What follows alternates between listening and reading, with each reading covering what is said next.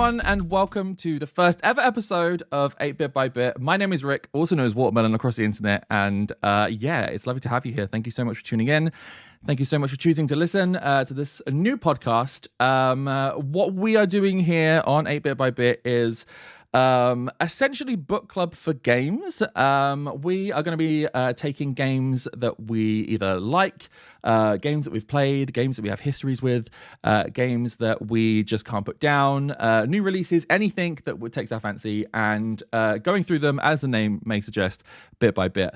That is to say that we're going to kind of cut the game down into sizable chunks. We will then go over each of them. It's not a review podcast. We're not going to be reviewing what it is that we've been playing, but we're going to be talking about experiences, how we went about doing various things in the game, comparing methods. And if you want to join us as well, then I would love it if you would like to come along for the ride.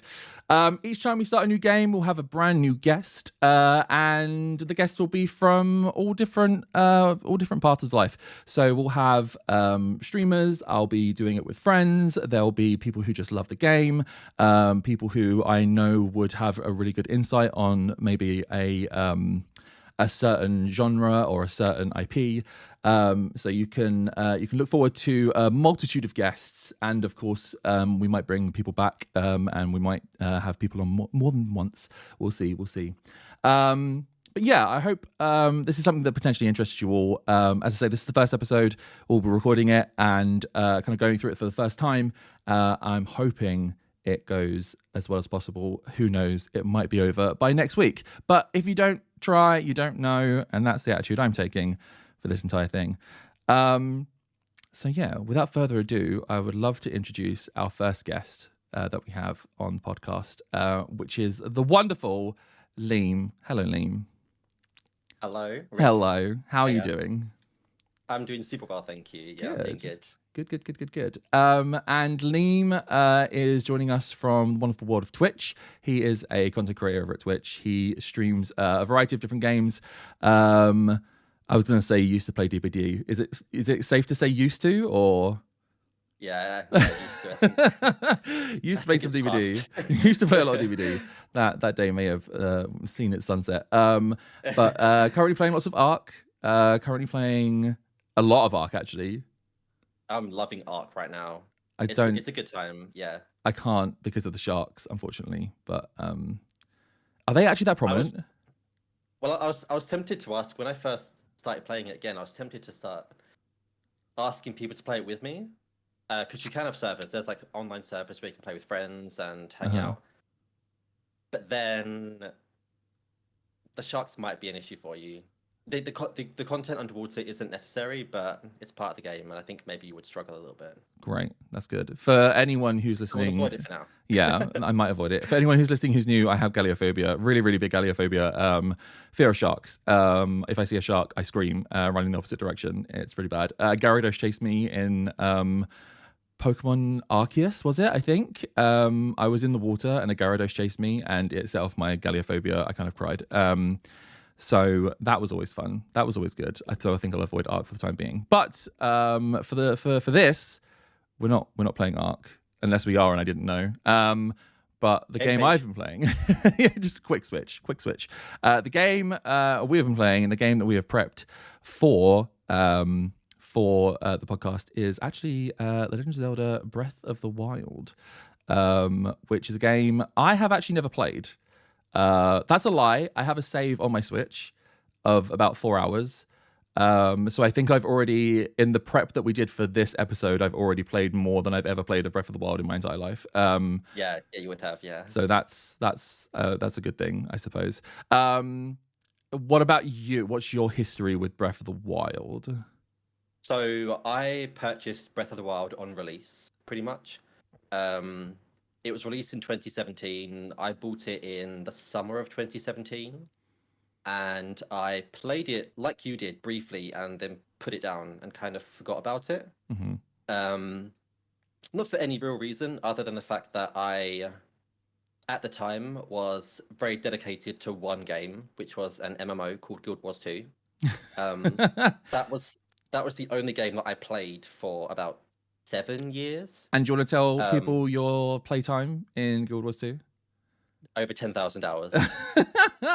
So when you Which say you played it, it was kind of your life for some time, it which really was isn't a my life, dig. yeah. That's not a dig. I have similar hours in like Final Fantasy 14, but that's the amount. A lot of it was like AFK time. So I would quite literally open the game, maybe play it for half an hour, walk away, and come back 5 hours later and then play it for 5 hours. So Nice. whilst a lot of the time is there is a lot of AFK time in my That's fair. defense. This But is I was dedicated, yeah. I have a similar thing with Elder Scrolls Online, which is I have played barely any Elder Scrolls Online, but when you launch it in Steam, it launches the launcher of Elder Scrolls Online, not the actual game, and the time that you have the launcher open counts as active time on Steam. So I have like 2,000 hours of Elder Scrolls Online logged on my Steam, and I've logged into the game maybe like 4 times. So that's always fun. Yeah, that's always fun. Sorry, carry on. So you're a huge fan. Yeah, I'm a massive fan. Can't get enough of Elder Scrolls Online. So you used to play Guild Wars 2, and then I discovered Twitch, basically, which was really it was a moment for me to explore new games. I've always been a massive gamer growing up. Always been addicted to a console or a computer from a really young age, and it was always seen as like a negative from my parents. They would always try to drag me away, and I spent time outside. No, you didn't. Don't lie. No, I did. It's surprising, I know. But I had loads of friends, and I would go outside on my bike, and I would go and explore and do what kids do with them. But I would come home and I would not want to watch TV. I would want to go straight onto the computer or the console, because that was also a form of social interaction for me, which you don't get from sitting at the TV with your parents. So that's continued into my adult life, and especially as I've got older, like right now I'm living alone, and I have so many social experiences through my computer and through Twitch and through the friends that I've made through Twitch and gaming. So yeah, I came to Twitch, and it allowed me to play new games, and one of them was Breath of the Wild, which I'd wanted to play for a very long time. And it felt like the opportunity to dig into it really and explore it, which I've been very excited to do for a long time, because my ideal kind of game is an open world scenario where there isn't a linear pathway and you can kind of do whatever you want. There's a story, of course, to the game, but you don't necessarily have to follow that story to the T all the time. But yeah, I played the game through. Fantastic. I loved it. I completed almost all of the shrines, the Korok seeds, everything. I finished Master Mode. The only stuff that I haven't done is the DLCs, I believe. Right. Which there are like 3 of now? 2, 3? There's a couple, yeah. I'm not sure why I never looked into them. I just forgot, honestly. Because the base game itself with the Master Mode has so much content, and even what I played back then when I finished the game, that barely scratched the surface, because there's so much to explore in the world. So yeah, I played it a fair bit. I'm not an expert by any means. I have a lot to discover, and this has been a good excuse to actually rediscover my love for the game. That, and with the sequel coming out this year in a few months' time. I was about to say, so we didn't choose this game necessarily because the sequel's coming out. We were discussing about what games we'd like to play, and I mentioned that I had never played Breath of the Wild before, and then I think you were kind of like, "What?" I was like, "Yeah, never touched it." Yeah, I was quite shocked, only because it had such a huge hype behind it. Oh, and massive! Everyone seemed to jump on board at the same time. Yeah, and I was never like a huge Zelda fan. I know you haven't played many Zelda games either. No, I have not. I've played A Link to the... Wait, is that the... Oh no, we were talking about this yesterday. Was it A Link to the Past I've played? I've played the one on 3DS where you can turn into a painting, which I think is A Link to the Past. One. Yeah, I'm pretty sure that is the one that I played. There's far too many. And then I have actually dabbled around in Ocarina of Time on stream. And then... That's it. That's my history of Zelda. That's literally it. Yeah. So that's my history is Breath of the Wild and Twilight Princess. And what do you think of Twilight Princess? My cat's being silly. I played Twilight Princess on the Nintendo Wii. It was one of the first games I played in the Wii, and I fell in love instantly. I loved it so much. It was the game itself, but also the quirk of the Wii controls, where you could hold both the Joy-Cons in your hands, and you could pull back the bow. You could like aim with one hand and use your other hand to basically pull the string back of the bow. Wait, it sounds like I would love this game. It's fantastic. It's such a fun game to play. Okay. When they released the remaster of Skyward Sword in 2021, I remember a lot of people asking for a remake of Twilight Princess as well, because it seems to be quite a well-liked game of the series. Yeah, it's very easy. If I hear a bow, I need to play the game. It's very simple. Like that's you're a simple human. It's a very simple human. And yes, A Link Between Worlds. That's the game I was thinking of. A Link Between Worlds, not A Link to the Past. They are two very different games. Skyward Sword. It's funny you bring Skyward Sword the remake up, because I was tempted by that and then didn't. I don't know why. Maybe it's because I just don't have the kind of the nostalgia that run it. Because Skyward Sword, was that Wii U originally? Skyward Sword? I'm actually not really sure. Wait a second, let me have a check. We have the ability to do this. Skyward Sword original. 2011. No, it was the Wii. It was the Wii. Okay. Was there a Zelda game on the Wii U? Zelda Wii U.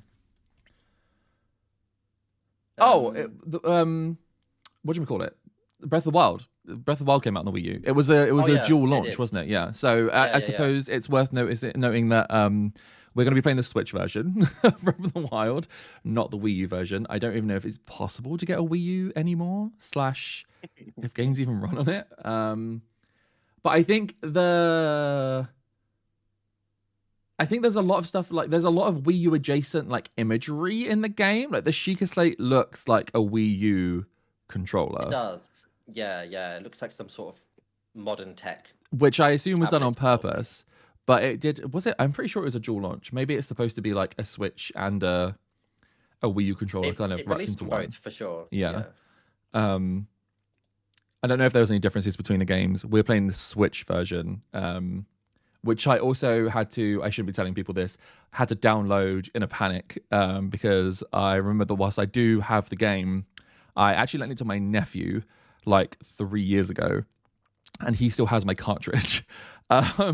So I was in a bit of a panic figuring out the other day how the hell I was actually going to play the game in time for the podcast recording. And then I ended up just downloading it. I ended up having some gold coins or whatever they called on the Switch shop, which like knocked a bunch of the price off. So I managed to get it for a bit of money off, which is nice because Nintendo never discount their games like fucking ever. Never. I think they had like a winter sale this winter, and like some of the games had like 40% off, and people were literally losing their fucking shit on social media because they were like, you can buy Mario for under £80. So 80. Yeah, literally, like I don't have to slice my rent in half in order to buy a Nintendo game. Nintendo winter sale where everything is 0% off, literally. That is how they do it. So that's kind of where we are with Zelda. We've got a bit of a background. We're not experts by any means necessary. We're not approaching this as if we are experts. It's a game that we know has very, very good interactions. Different things can happen on trying to do the exact same playthrough. So we thought it would be a really good game to kind of get together and chat about. And I'm quite excited to kind of like get into the meat of it. But before we do that, I thought I'd just kind of break down how we want to segment the game. There are some games that would be very easy. Like if we were playing a Pokemon game, it would be really easy. We do like each episode would be like a gym or the journey to a gym, and we talk about that. This was a little bit harder. There's not as many obvious things in Breath of the Wild to kind of break the game down to. So we sat down the other day and we were like, right, how do we do this? Obviously, Liam's already played it. So I kind of used as much knowledge as he had of the game / remembered of it. And we broke it down on what we want to do episode by episode. So the first episode, which is this one, we're going to talk about like the introductions kind of to the game itself, our thoughts of like playing it for the first time, in my case, and Leem kind of like coming back to it. And we're going to go to the first village, which I believe is Kakariko, if I've got that correctly. Yep. Brilliant. Cool. Lovely. So that's what we're going to be talking about this one. And then the breakdown for future episodes is we're going to go to Zora's Domain and prep for the first Divine Beast. That's going to be an episode. We're going to do the Elephant Divine Beast. We're going to travel south after that and do the Challenge Island. That's going to be an episode itself. We'll then do traveling to Gerudo and preparing for the... See, I am reading my notes out now, I've just realized, and I've written shorthand for these Divine Beasts, so please don't have a go at me because I know these aren't actually the names. I've written the Camel Divine Beast. I don't know what it's... Yeah, the technical term. This is the... Nintendo got in touch and told me what the dev names were for these things. So we're doing the Camel Divine Beast. Don't have a go at me. And the Yiga Clan Hideout. One episode is traveling to Gerudo, doing prep for the Camel one. Episode after that is Divine Beast, the Camel one, and the Yiga Clan Hideout. Then we'll travel north in the next episode to Hebra and Rito Village and prep for the bird I've written. Then the one after that, we'll do the bird itself. We'll do Hebra Mountains and we'll travel across to Hyrule Forest. And then after that, we'll travel east to Death Mountain. We'll do the Labyrinth as well as prepare for the Lizard I've written. We'll do the Lizard Divine Beast and the Colosseum after that. And then after that, we'll do General Ganon prep. And then the ending of the game as well. Sorry, I maybe should have said that there were going to be spoiler warnings for this. Although I assume a podcast about Breath of the Wild, you may have... I'm hoping that people would have known that there were going to be some spoiler warnings. Yeah, and the game's been out for... 6 years. How many years is that? Almost 6 years. 2017.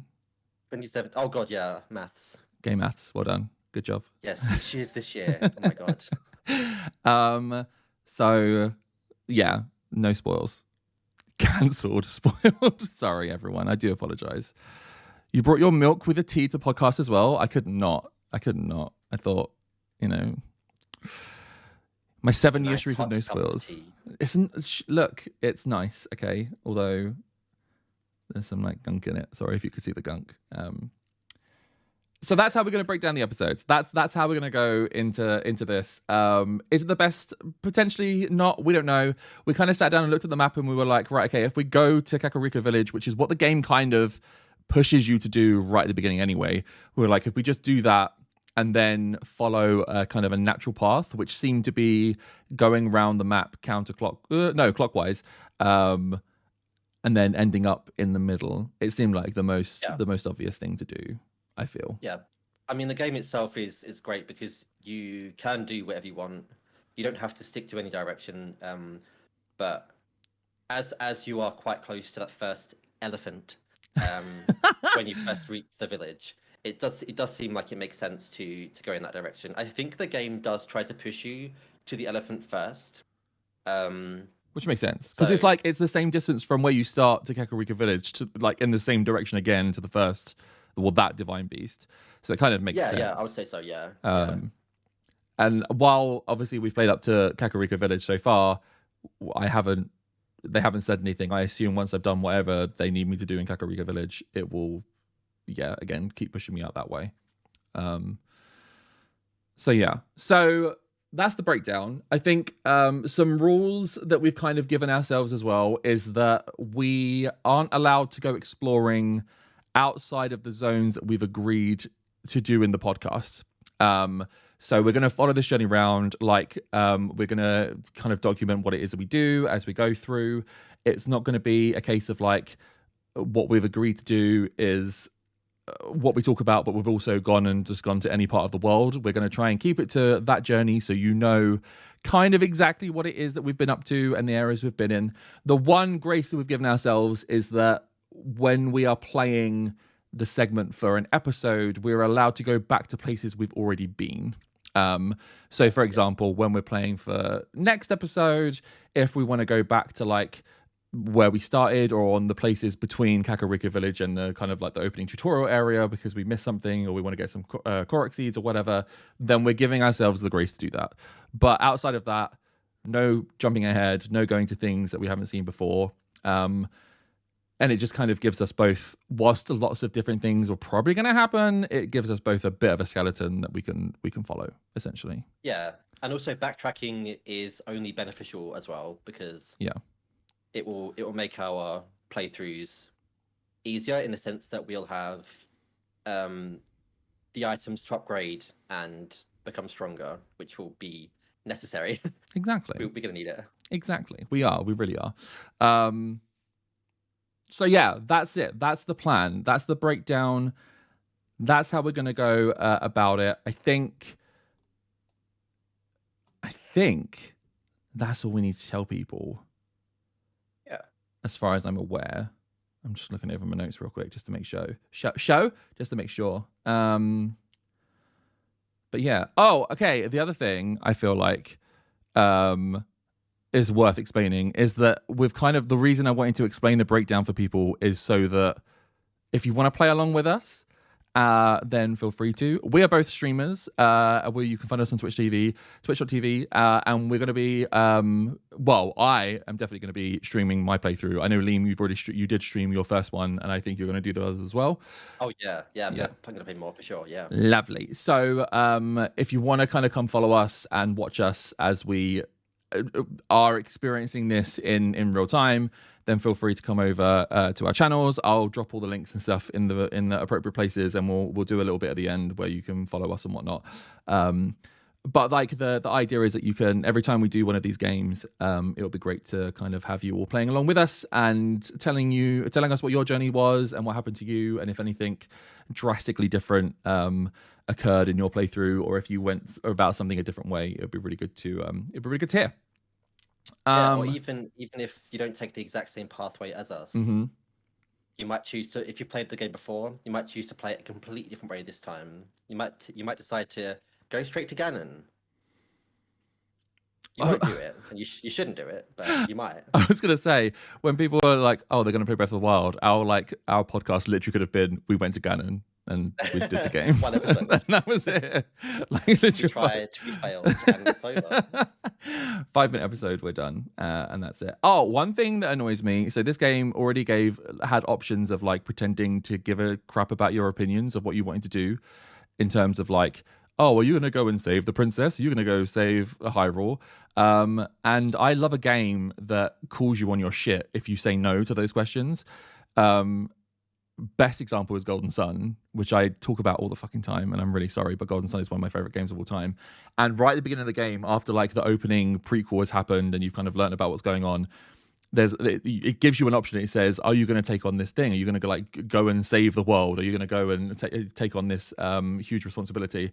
And if you say no, the game literally ends. It's like, no. And you say no. Yeah, you say no. It comes up and it's like, oh, well, are you sure? And you can say no again. And if you say no again, they go, oh, well, maybe we need to find someone else. And then the game turns to black, like the screen goes to black, and then like an ending card comes up and says something along the lines of, the heroes decided not to take on the journey and the world descended into chaos, the end, and the game ends. I'm like, I love that. Like, same. I'm like, more games need to do this. More games need to like call you out on your bullshit of that. So yeah. Oh, I have heard Nexamon is very much like that. Nightwalker, yes. I need to play that. That is on my list of things to play. Hey, maybe we can do it for this podcast. Tell you what, this podcast is a great excuse to play games that have been on my backlog for ages. I know you've already completed this. It's not quite the case for you. But for me, as the host, it's a great reason to kind of be like, I'm going to play that game that I've had my eye on for a while. And there's many of them. There's many of them that I should have probably been playing. It's quite relatable, I'd say, to have a backlog of things that you never touch.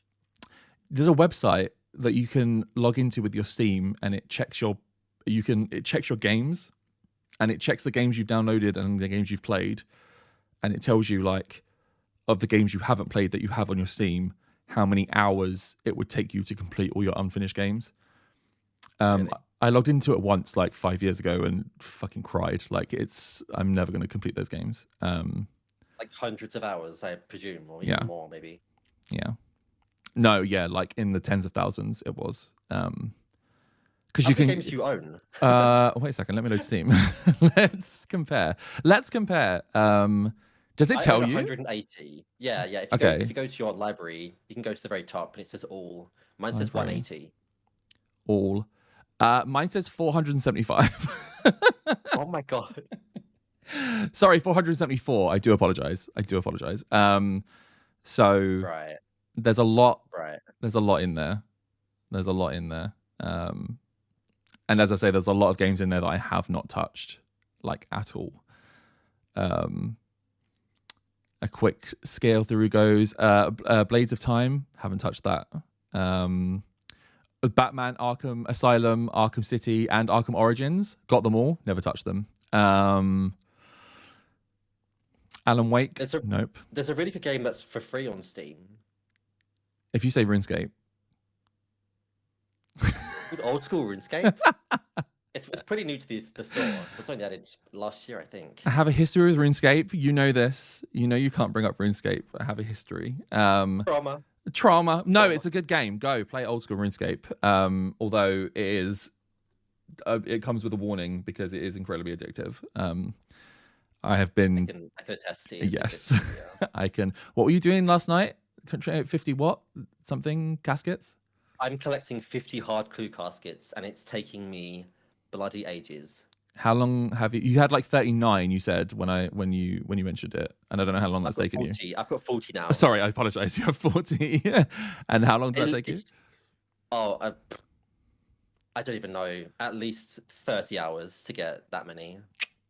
Oof. It's not even like part of the game. It's not even like a goal. It's just like a personal. I want to gather 50 hard clue caskets. Caskets are like you open them to get treasure, basically. Are you going to do an opening stream? I just want to open them in one go. Yeah, no, do it. Open it. You don't need to do an opening stream. Do an opening stream. I'll do it on Discord probably. Yeah, for sure. For the few people that actually want to see the content. Not the Ark stuff. Not the dinosaurs. They want to see the caskets. Yeah, dinosaurs are different. They're separate. Yeah. That's fair. Cool. Right. Well, should we get into it then? I'm waiting for an answer, but you can say no if you want to, and we can just end the podcast here. Well, no, I'm ready. Have you before we get into it? I just want to know: did you keep a track of shrines and Korok seeds? Oh, no, but I can load my game and find out. 2 seconds. I can have my game loaded. Okay. It's fine. I would just be interested to see because whilst we might have taken similar routes, at some point I'd like to see if somebody explored more than the other, you know? Well, okay, that's fair. I mean, you are aware of. I'm aware of more than you are. Absolutely, yeah. So I was gonna say you're aware of the absolute chaos that was my stream whilst I was trying to play this game. That's true. That was hectic. that was kind of hectic. So we have to keep that in mind, obviously. And I did want to do. I wanted to do no, that's a really, really good point. I wanted to do a Korok Seed check-in. Each episode, we should do a Korok Seed check-in, a shrine check-in in terms of numbers, and we can obviously talk about the shrines that we did and if we had trouble with them, blah, blah, blah, blah. Also, I think it would be really cool to do an equipment check-in as well, in terms of like what equipment we've been using, what we've been finding useful, if we found it, where we found it, weapons that we've been using, etc., etc. And I think that's it. If there's anything else that we can think of that might kind of a money check-in as well. I know you can spend money. However, I was told not to spend money straight away, to kind of hold on to it because it's kind of hard to come by in the game. I don't know if there's a truth to that necessarily, but that's what I've been told. So yeah. Interesting. Very interesting. Interesting indeed. I think that's everything. Yeah. If I spend Korok Seeds and Spirit Orbs, I assume they disappear from my inventory, right? Yes, but your Spirit Orbs are equal to the amount of shrines you've completed. But if I spend them, I lose. Like so I won't be able to use my inventory as a way of telling you. Yeah. If you check your inventory, it will tell you your current ones. But if you want to know how many you've done total, you have to count the shrines on the map. Oh no! Well, when you save and load the game, the load screen has like a little snippet, doesn't it? Oh yeah, it does actually. Yeah. How do I make the game load? Well, I could just throw myself off a cliff and die, I suppose. Yeah, that'll do it. That'll do it. Unless anyone in chat knows a way of looking at these stats without killing myself, that might be more useful. But until then, I will quickly throw myself off. Well, actually, let me save the game first. Jeez. What am I doing? Wait, what happens if I press this button? Okay, no, there's got to be a way of checking like your stats. You can check your current, but yeah, it doesn't show like the overall on that screen. Wow. Okay, what if I save the game and then just load it straight away? Let's try that. Does it give me a loading screen? It does. Do I get the information? Yes. Okay. Drum roll. 3 shrines. Wait, that disappeared way too quickly. I've got the Switch OLED and it just loads stuff too fast, you know? Actually, wait, we'll save that for later. Let's talk about the intro first. We'll do the check-in of bits and bobs later. We'll save that for later, and then we'll come back to it. Once you figured it out. Once I figured it out and how I want to do it, yeah. Actually, no, I know exactly how I'm going to do it. Wait a second. Oh, I'm so clever. Where is it? There it is. Ah, screen capture. Thank you, Switch. Okay, I screen captured it, so I've got it for later. There we go. Anyway. Wait, that's quite smart. I should probably do the same thing. Yeah, maybe. Then we could even upload them to like our Google Doc thing that we've got. Actually, no, don't do that because it'll be good to compare in real time. Without you knowing, yeah. Without seeing them beforehand. Cool. So let's get into it. We load the game, Breath of the Wild. It's great. It's awesome. It kind of jumps into it pretty. There's no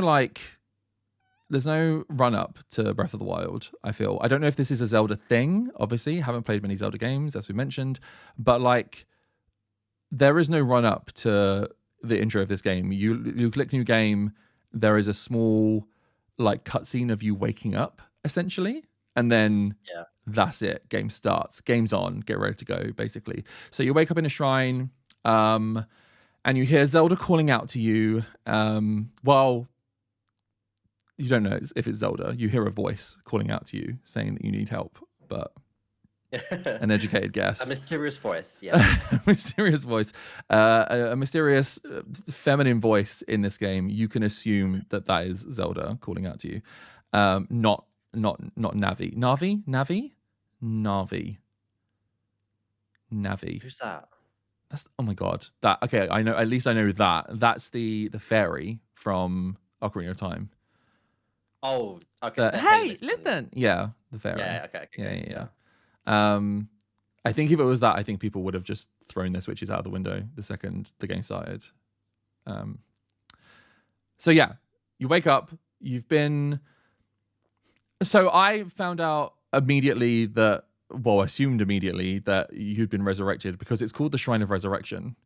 So that kind of point was lost on me because I feel like a little bit later on it was revealed to you that you were around 100 years ago. But that you were in the Shrine of Resurrection, that was kind of obvious, to me at least. I don't know. Well, it's called the Shrine of Resurrection, but you wake up from like a cryo sleep, or well, maybe not ice, but you're like surrounded by water and it drains away. That's a very good point. There is some weird water liquidization. There's a lot of water theme in this game. There's a lot of water motifs in this game. I have no idea if that's relevant to the plot. There aren't any divine beasts that seem to be water-based. Oh, wait, no, the elephant is water-based, isn't it? It is, yeah. Sorry, yeah. Okay, the elephant's water-based, so maybe that's worthwhile. The others are all, I guess it's based on elements, really, but you'll find out. So, which is fine, I suppose. So yeah, you wake up, you come out of this cryostasis thing, and you get your Wii U controller like straight away, which is great. I love it when a game gives you a Wii U controller. Free tech straight away. It's free tech. Can't complain about that. I refer to it as my iPad throughout the entire playthrough, and whilst I was streaming it. So if you ever hear me talking about my iPad, I'm actually talking about the Sheikah Slate. Probably not. I don't have an iPad in front of me. So got the iPad, and again, this is very vague. It's just like, hey, take this bit of tech. There's a mysterious voice. I think that it even implies that it will come in handy to you at some point. I think it says, and then you kind of just like crack on. Basically, it opens a door and it says off your pop. You get some clothes. Like good luck. It's literally just like good luck on your way. You do get some free clothes as well. At least I did. The chest? Yeah, there's a chest you can open. There's a couple of chests actually. I think I got some trousers and a top, and that's yeah. Again, because that'll help against the monsters. Well, at this point you don't know anything. At this point you wake up naked. I feel like I needed more emotion from Link in these moments of like, what the fuck's going on? Like, where the fuck am I? Kind of thing. I don't know if Link is known for emotion throughout the Zelda series. From what I know from Twilight Princess, there's a lack of emotion as well there. Brilliant. Brilliant. Almost non-existent, actually. Yeah. Are we worried about this? It just seems like a generational thing. All the Links in the world just lack emotion. It's a millennial thing, maybe. A millennial thing. Link grew up during the mobile revolution, and that's it. Yeah. iPad. Yeah. He got a free one, so that's why there's no emotion. He got a free iPad. Of course, there's no emotion. He's just like, oh, crack on then. Let me download Angry Birds. I'll be on my way. His life now. Yeah. So yeah, get some clothes, head out the door, and met with a very beautiful landscape. Let's be honest. Oh, I was gonna say that moment when he runs out of the Shrine of Resurrection, the music, the view, it gives me goosebumps every single time. I adore it. It makes me feel just so at peace. I don't know why. Even though like it's a world that's obviously struggling from something, it just gives me like a lot of weird nostalgia. I don't know why though. I just think it's I felt oddly nostalgic as well, despite the fact I think I've seen that scene twice, maybe the second time being when I played it for this. And it was right. You're right. It's just kind of like, it's just this kind of beautiful, lovely scene, and it just makes you feel kind of like lovely and nice. And then you're immediately accosted by an old man, who is called an old. Is he just called an old man? Yeah, I think so. Yeah, just old man. Old man accosts you, and I mean, I actually ignored him. I don't know if you listened to him. I went straight towards him. Can't keep you away from that old man. Man. What do you got? Any free stuff? I in my open world gaming usuality, whatever word you want to use, I don't stick to the designed route because I'm convinced. I grew up with early RPGs where you were always taught to go the wrong way. You were always taught to never take the route that was obvious because the route that wasn't obvious had treasure in it. That's what I was taught as a gamer. And in an open world game, that is a nightmare because the other route that isn't the direct route is literally fucking anything. Yeah. And that's the mentality I have when I'm trying to play these kind of open world games. There's a lot of open space for you to explore and to get into. And whilst I do love that, it can be a bit overwhelming for some people, maybe. It's not it. Depends on your play style, for sure. It's not it for me. It's not it for me because I just want to do everything. Can't miss things. And yeah, if you do the main quest, if you follow like the railroad that is trying to lead you on, then you're gonna obviously miss everything. Which is why I could never be an achievement hunter because I would get far too engrossed in all the games. I need to just like rail myself away from things.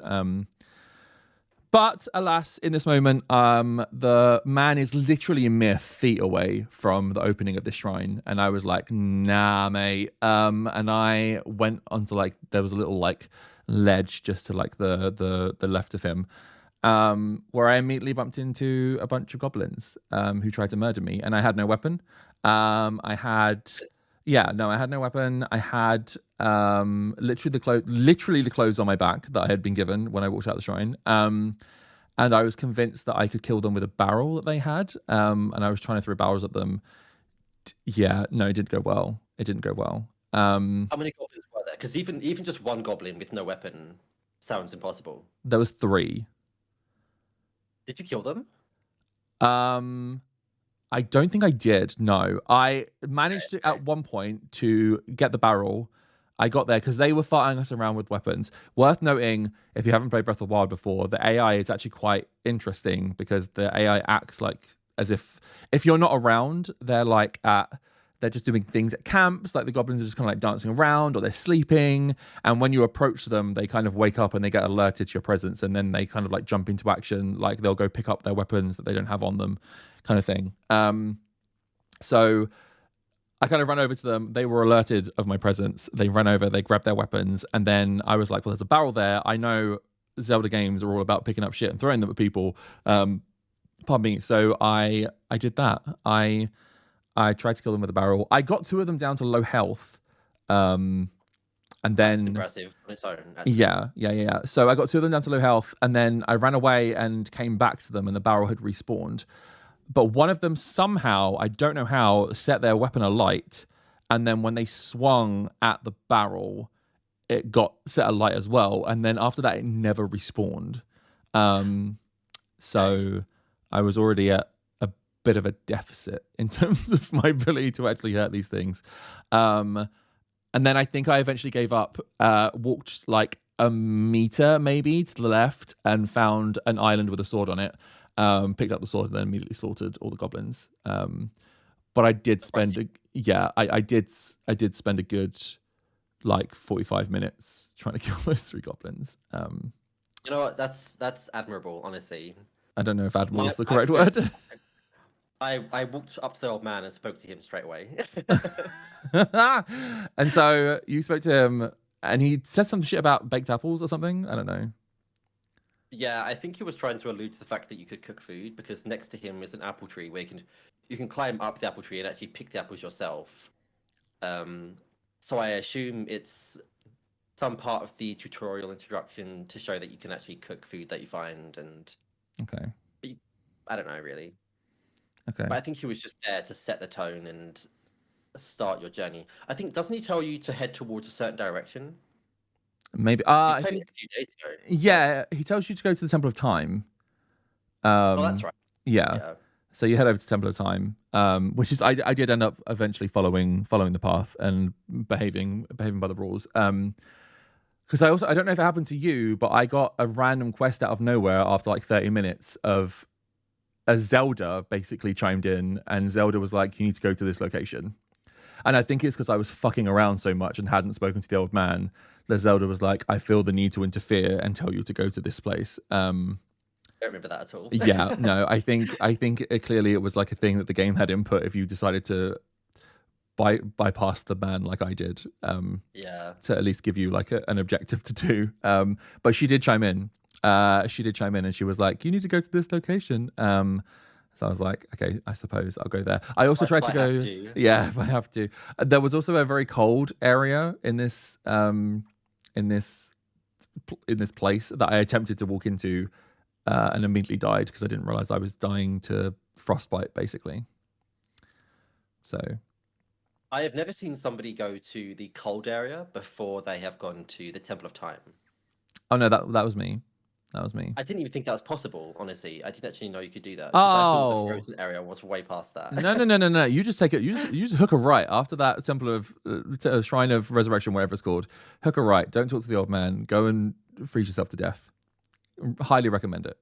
Highly recommend it. Yeah, because with the death and everything, it's great. The first fight.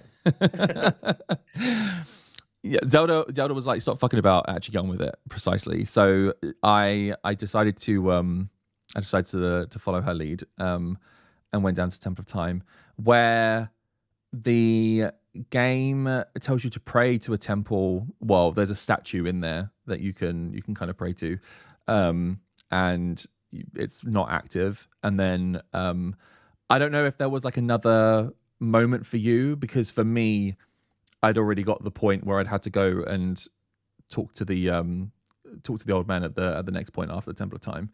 I don't know if there was something in between that I missed because I didn't talk to him in the first place. I don't believe so. Yeah, I spoke to the old man, and then I made my way towards the Temple of Time. Okay. On the way, picking up some tree branches, because early game, you're not really given a weapon of sorts. Mm-hmm. It's kind of like collect and gather what you can. There's some mushrooms along the way, which at this time have no meaning. There's the tree branches, which if you try to attack a goblin with a tree branch, it breaks within like 2 hits. So really, it's kind of like a good luck moment where you just have to go for it and hope for the best. I think I got to the temple, prayed at the temple, and then decided to ascend the temple. Oh my god, same. I climbed up. Yeah, no, I went did the up exact same. straight away. Yeah. Okay. Immediately went up. And I think I immediately also fell to my death from the top of the temple. I did too. Brilliant, awesome. Whereabouts? Perfect. I went like across the roof. I went into like there's like a spire of sorts with a chest in, and I wanted to climb even higher, but as I walked out of the opening to climb up, I fell and I just perished.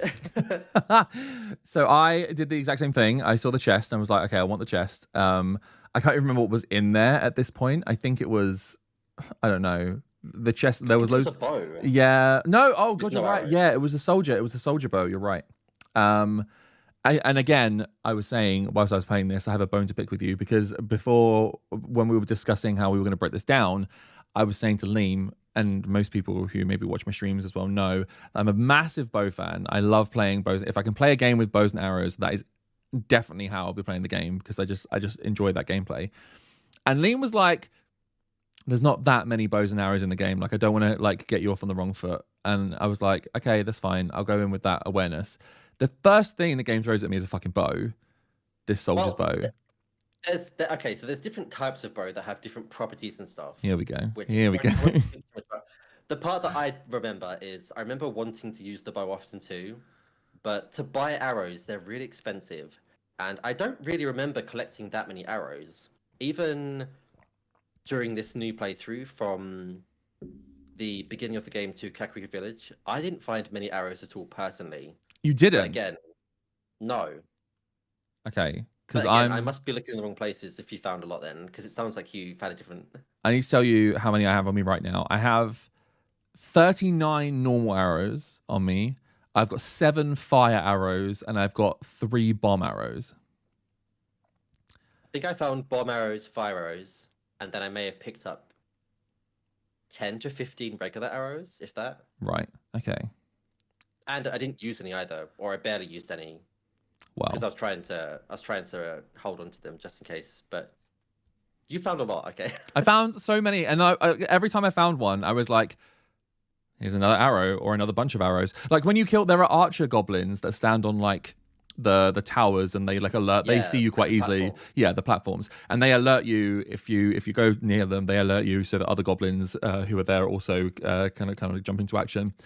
If you kill them, they drop 5 arrows each. And there was a lot of them. So I don't know if you just like weren't looting them or something. Maybe, yeah. Because I say I have 39 arrows. I have been using mainly bow and arrow combat as well. So I've lost like a whole bunch of arrows that I've used too. I'm just trying to point out that you're a liar, is what I'm trying to say. I want the listeners to know that you lie. I'm kidding, obviously. I was just trying to throw you off and make it seem that. So, like, you know, it was going to be like a nice experience for me and my bow ass when I jumped into the game. Yeah. No, I'm actually quite surprised at that. Maybe I need to look more thoroughly because I like a bow game style too, but I just never seem to find the things.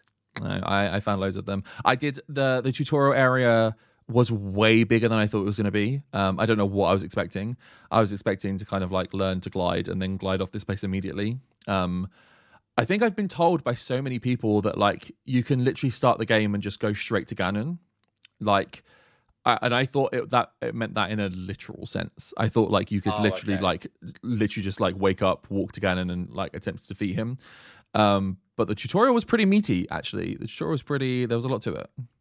Yeah, the plateau itself is quite large. The area of it and the size of it, there's a lot to explore, and it gives you a lot too in terms of what you receive from the shrines and whatnot. Some useful powers, which we can get into.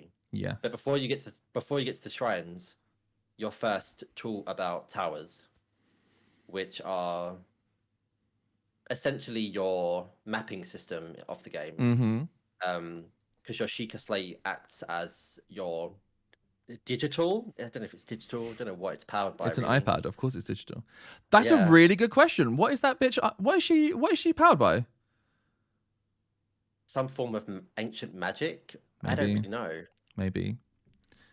Maybe it's like, you know, you can get fast lightning charging on your iPad these days. Maybe every time you plug it into one of those little slots in the tower, it just like 100% immediately. Powered by cook drops. What the fuck? Powered by love. Ugh. That would explain why it gets dripped on so often. Oh yeah, by the drops. Anyway, sorry, go on. You get we find out about the towers. Yeah, the towers are, you connect to them with your Sheikah Slate, and they kind of extend from the ground. And once they fully emerge from the ground, you can climb them. You make your way to the top, and you connect to it, and your iPad. I didn't even mean to say that. It's catching on. Your Sheikah Slate iPad, it syncs with it, and you unlock part of the map that you're in. So the map itself is actually quite large. There's a lot of different segments to it that you have to. We don't have to explore, but are available to explore. And the first tower essentially unlocks the starter area for you, and lets you view it properly through the map on the slate. And I think the map is done really well. I really like the idea of unlocking map piece by piece. I think it gives a really nice like form of progression to the game, and it doesn't just give it to you straight away and just say this is the map, this is where you can go, this is all that you can see. Because if you unlock a map piece by piece, you can use it to work your way through the map at that pace of sorts. So I really like that. And the towers itself, it's just climbing, really. It isn't anything too special. You just climb up a tower. It's just hold down a button, climb up it. I'm assuming that's what most of them are like, yeah. Because as that happened, they kind of like emerge. You see them emerge across like the landscape as well, like the other towers that you can go and climb up. Do you know the worst part? And I'm going to say something that is probably going to offend a lot of people, and I do apologize in advance. But there's like a shiny little animation that plays when like you climb a tower and like, as you say, like sync to it and get the map. Like it brings up your map and it kind of like fades into the map fades into existence. And I recognize that from Genshin Impact. Because they do that when you find like a new area and you go to a tower and you don't have to. Do you have to climb it? I can't remember if you climb it in Genshin. But you go to the tower, it opens the map, and it kind of like fades into existence. And I know that I think Breath of the Wild did it first. I get that, but I have played a lot more Genshin than I have Zelda / Breath of the Wild, and that's how I recognize it. Yeah, I stole this from Genshin. I wasn't. I didn't. 4 years later. Yeah, 6 years later. No, I wasn't like they stole it. But I did have I was like, okay, this is that vibe. And I think other games have done it since. Like I think Phoenix Immortals Rising has a very similar aspect. I haven't played it, so I don't know for sure. And I'm sure some other games have done it too. But that was the vibe I got. But I am very aware that Genshin did not create that, and I'm aware that Breath of the Wild came before. I just need to feel like I need to really point that out. So yeah, you open these towers. The old man follows you around. He's following you around everywhere. He's very sprite for an old man, especially because He is. especially because they keep on telling you he's old. Like they keep on trying to really home that point in that he's old, but he seems very very sprightly, able to climb towers and whatnot.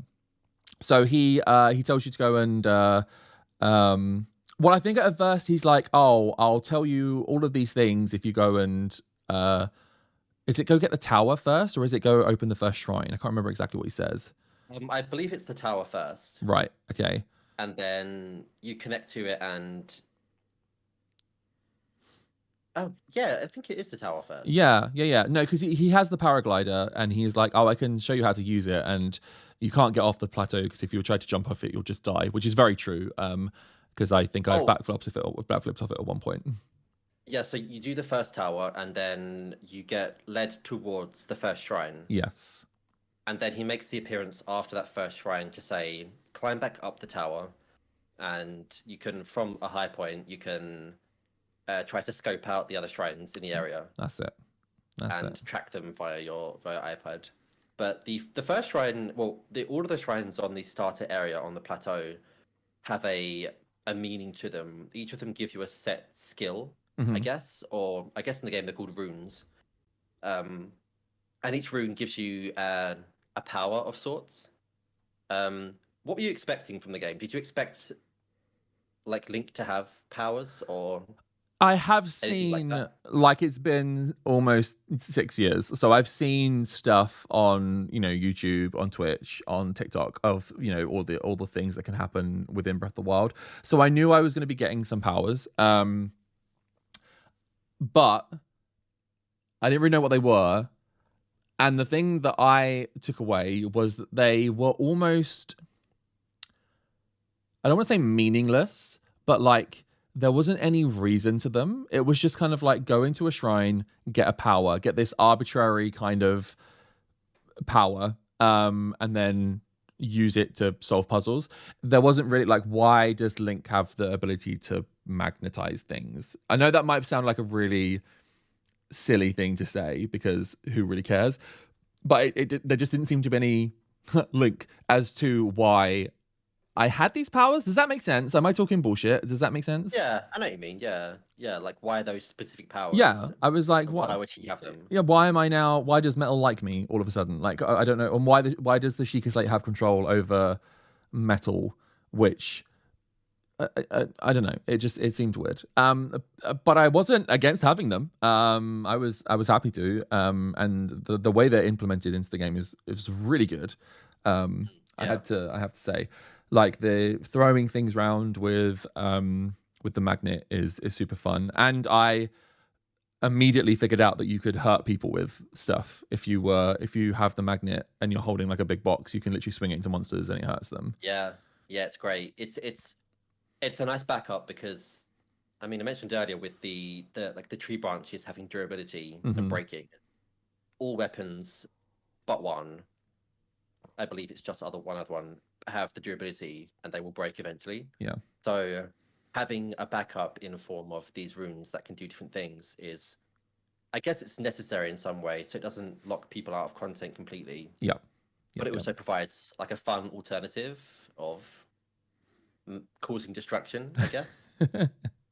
And it is fun as well. When you magnetize something and you throw it against a creature, it is fun. And it feels good. It does feel good. It feels weighty and it feels, They've nailed the gameplay for sure. Because it just, you're right. It felt weighty. It felt just right. Despite the fact it was nothing, it just felt correct in a weird way.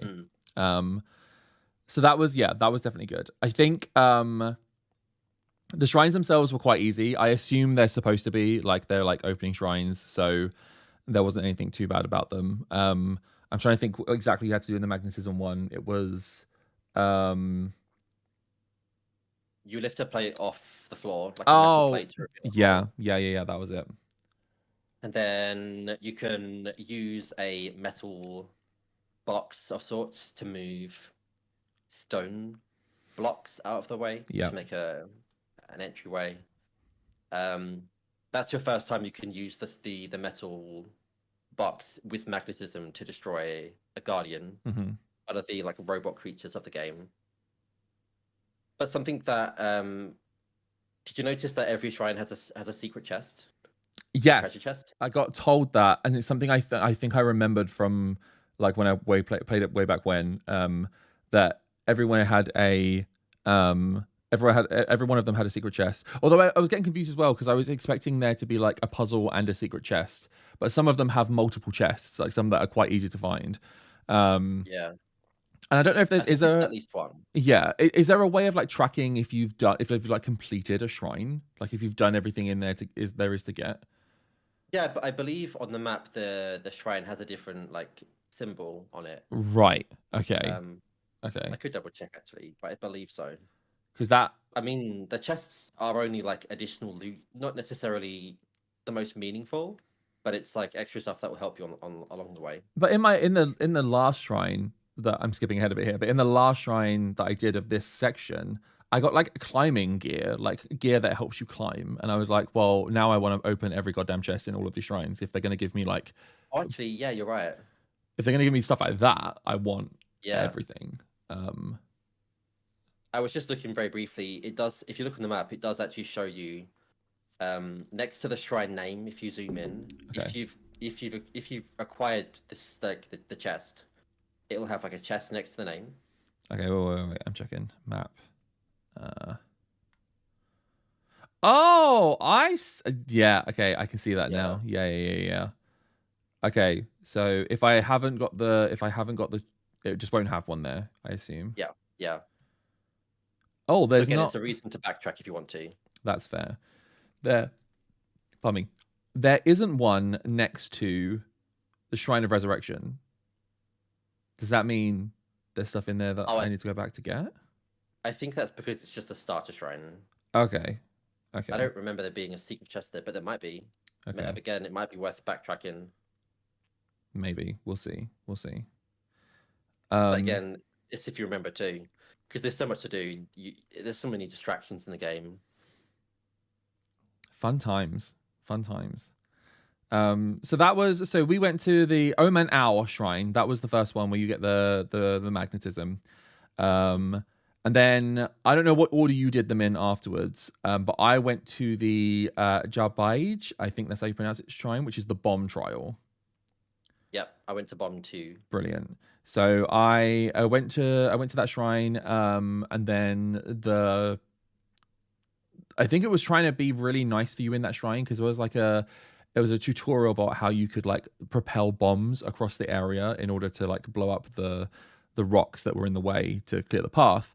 I was convinced there was a secret like in this place, and I spent a good 10 minutes like, I think there was like the tutorial ball was also magnetizable.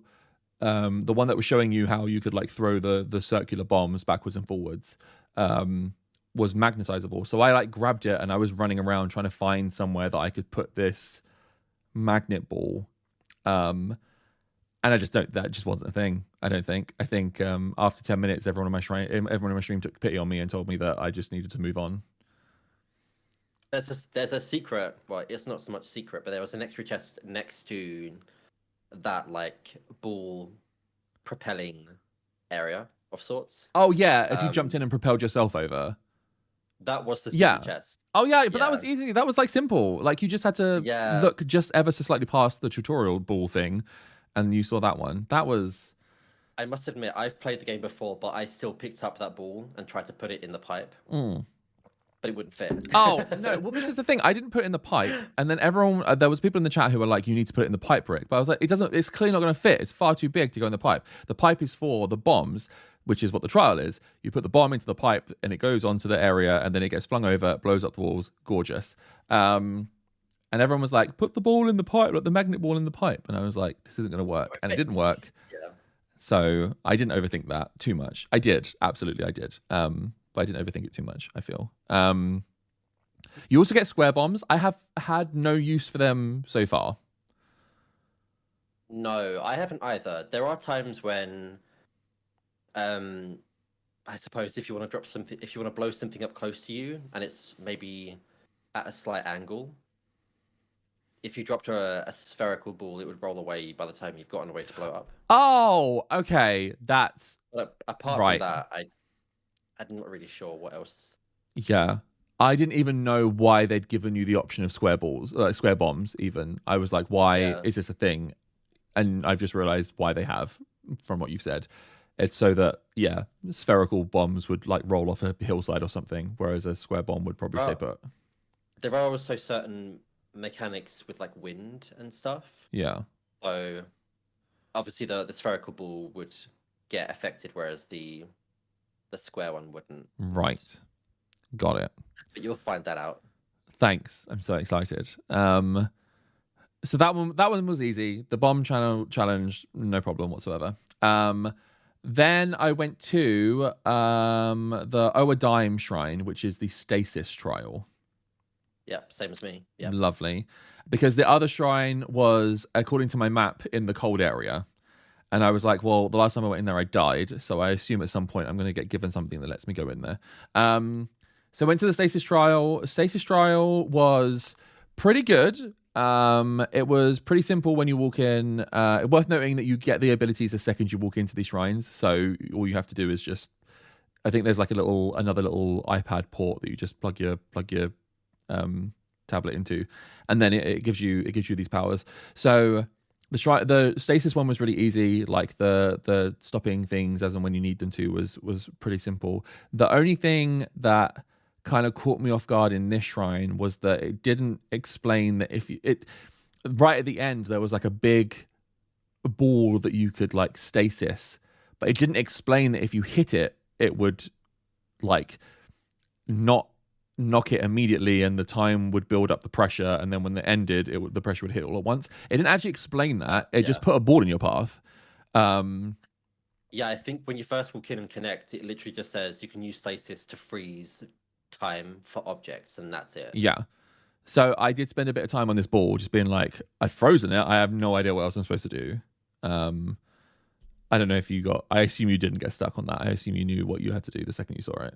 Yeah, luckily for me, because I knew it, I just charged straight through. Because you got that also is in a way a good way of doing damage to monsters too, in the same way as using magnesis and using the bombs. You could create energy in like a stasis. Is that the right term? Stasis? Sure. Object, and you can use it to propel at like something to like do damage. But yeah, the game itself doesn't really. I guess it's maybe just trial and error. It's trying to get you to think outside the box. Maybe. I don't know. Out of interest, now you mentioned that, can you use? I didn't try it. Can you use the stasis on enemies? Can you time stop enemies? No. Oh, okay. Not that I remember. Okay. I didn't try. But Although that's a good question. Now I'm doubting myself. I mean, I mentioned earlier that I played Breath of the Wild, but it's been almost 3 years since I have. So maybe you can. Oh, I have to test it for next time. yeah. Viking saying I think you can. You can. Gary saying you can. Okay. Oh. Well, there you go then. Maybe this is something, for next time. Maybe we attempt to free some monsters and see what happens. That's homework for next episode. We have to have each found a mob of some kind, frozen it, and reported back on the details. Okay, deal. Lovely, cool. So then the Oa Dime Shrine, that again was easy. Then the next shrine is the Kanamut Shrine, which is the Cryonis trial, which is the freezing one. You did such a good job of pronouncing these words. Oh, thank you. I know it's really simple. They don't make it hard for you at all. How did you get here? How did you get to that shrine? Because that shrine is up in the mountains. Like everything else so far has been like on the ground floor where you've been. This shrine is up in the mountains. It's in the cold, and I want to know what you did to get there. So did you go to a hut? A hut. Like a house. There were a few. Before the snowy area, there's like a house with like an axe in. There's some chili peppers. There's a bed. Oh yes, it was the Love Shack. I deemed it the Love Shack. Yes, I happened to be listening to Love Shack as we came up to the shack, so I deemed it the Love Shack. But it was just a shack. There was nothing. There was the axe in there, and then I used that to chop down lots of trees and get branches and stuff. But that was it. Like, okay. That's what I did In in there. in the Love Shack, did you read the note on the table? I did not know. What does the note on the Love Shack say? Do I want to know There's a what the note note. in the Love Shack says? Well, it's a bit saucy actually. Oh, let me The know. note the note gets into it briefly talks about the benefits of the chili peppers, and it gives Oh, okay. part of a recipe that you can use to cook something just outside. So it does hint towards something that you should do I did not read this note. No, I didn't. in Okay. anticipation. But so what I did was I was there, I cooked up some food. So I cooked up some chili peppers, some apples, and some mushrooms, I think. Mm-hmm. Or maybe there's some meat in there too from some birds, I can't remember. But I was able to cook some spicy food basically. So I cut down some trees, I crossed a chasm using the trees that I had knocked over. I climbed a cliff, which I think maybe takes you to the stasis. I've Okay. forgotten the order now. And then I went from the stasis Oh, straight yeah. into the snowy area. Yeah, you're right. The stasis one it's on like the edge of the cliff on the way up to like you had to go like halfway up the mountain to get to that one. Yeah, you're right. Yeah. Yeah. So I was ready to go because by that point I had my spicy food, so I could go straight from the stasis shrine completion Mm-hmm. directly into the snowy area. Okay. But the snowy area is a different sort of vibe in that it is dangerous if you don't have the preparation for it. Yes. So I assume you didn't have that at this point. Well, I figured out eventually that I was picking up chilies and I was like, can these help me? I tried to eat them alone and that did nothing. It just made Link do a silly animation where he was like, oh, my mouth's burning, which is very much me in real life. But nothing happened. And I'll admit someone had to tell me I had to cook to make something that would survive that area. The benefits of a Twitch chat, hey. Right? Yeah. I don't understand how people play games without Twitch chats, to be honest, because they just help you out when you need the help and you're being an absolute moron. But I didn't put that again. Another point. I'm not going to say this stressed me out, but this did come right off the bat of not understanding that I had to knock the ball out of the way. I was then just, well, how it's cold. Do I need better clothes? Maybe I need to find a coat, a kind of thing. And so that I was looking for ways to get around that. And because I was looking for ways to get around the cold problem, I didn't just like climb straight up the mountain from the stasis area. I kind of went back into like the field area to try and find something that I'd forgotten. Then I realized you could cook. So I went to the goblin camp where I had the 3 goblins originally that I murdered eventually after getting a sword, and cooked at that camp. And because I was there, I just walked through like the gates that were like there that just walk into like the colder area. Okay. So that's, I went through it like that way and then climbed up the mountains from that side. So I kind of tackled it from a different angle. I also tried to swim in the water and immediately froze to death. So that was a lesson learned. Did you take advantage of the boat? I couldn't get to the boat because it had like the pier to the boat was broken. Like when you walk into the gate area, that is right in front of you. And I saw the boat and I had a Kakariko leaf. Oh yeah, one of those. One of those. I had one of them and I was like, oh, the Kakariko leaf creates wind. There's a sail over there. I know how this is going to work out. And then I tried to jump in the water to get to the boat and froze to death immediately. That's why I froze to death. And then I was like, oh, I don't know how I'm supposed to get to this boat. I don't know what I'm supposed to do to get to this boat. So how did you get across the river without the boat? Well, I walked down. Oh my God. I've just figured it out. I walked further down the river where there were magnetizable like slates on the floor that I could put on some like wooden poles to create a bridge. And I've just realized now that I could have probably taken those back to where the boat was and fixed the pier with them and used the boat. I will tell you now, I didn't know that they existed. Oh, okay. I didn't know that you could go down that way and find something Yeah, thingy yeah, yeah, like yeah. that. So I followed the river down, and then grabbed there was like a broken thing. There was already like one of the magnetizable things kind of like positioned on. You couldn't get to it, but it was positioned in a way to show you like if you had another one, you could create a bridge kind of thing. Which I found another one and create a bridge. Okay. I really didn't know you could do that. This is actually where it's quite interesting in that there are different directions you can take, and Yeah, yeah, I really love that. I love that that's a thing.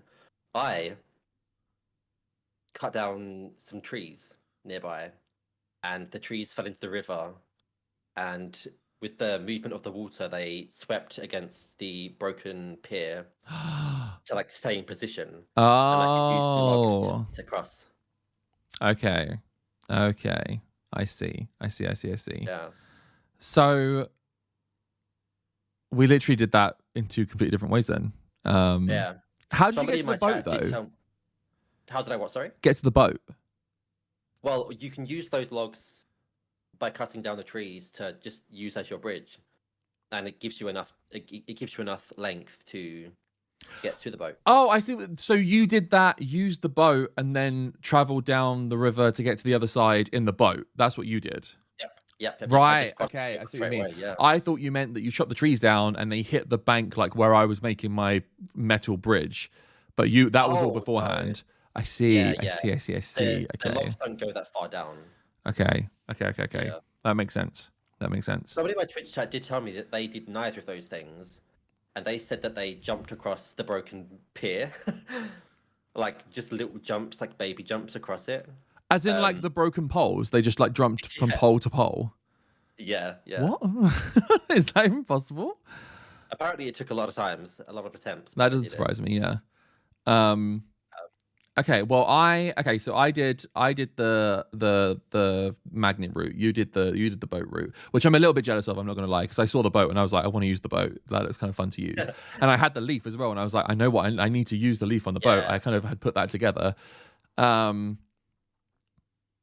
There was There you go. as you're approaching like the boat area, those trees there's an axe sticking into them.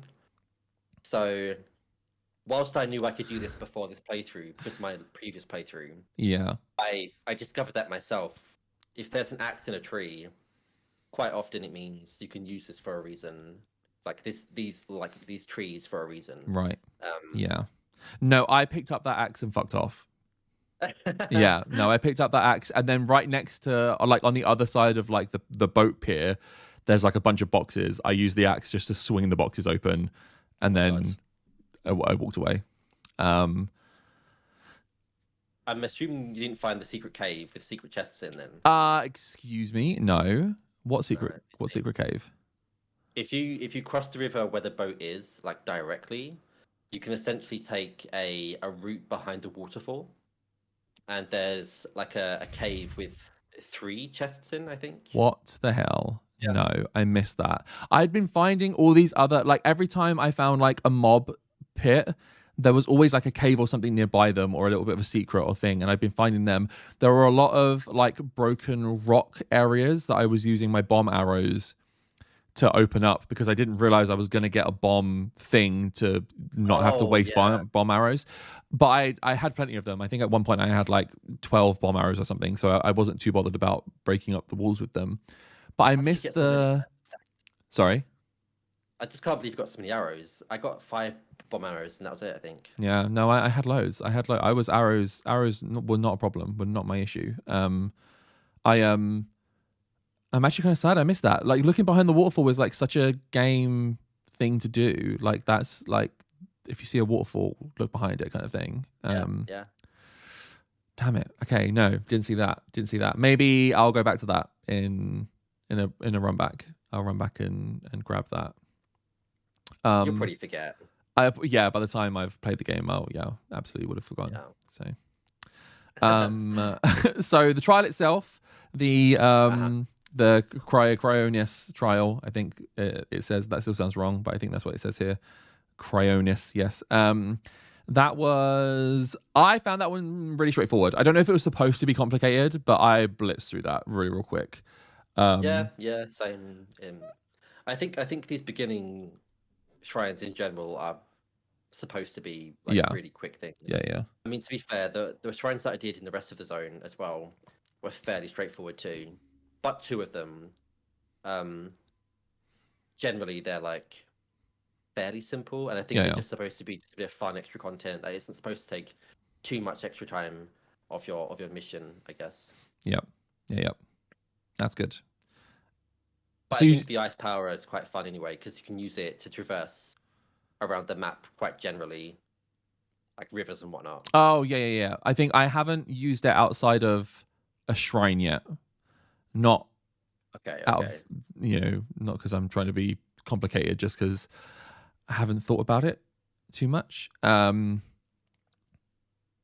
I've just already realized a place that I could have used that would have made my life a bit easier. But I'll get Yeah, to they that. once you kind of remember you've got them, they become quite natural to use, and Yeah. it's quite helpful actually. It's quite nice. Yeah, I need to remember. I need to remember.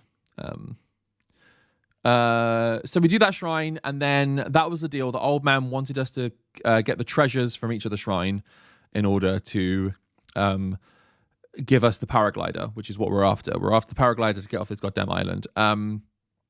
Each of the every time you finish a shrine, you get are they called spirit orbs? Is that what they are? Yes, yeah. Yes. So you get Spirit orbs are obtained through the shrines, Yeah. specifically. So you got them. So at this point we have what, four of them, and Yep.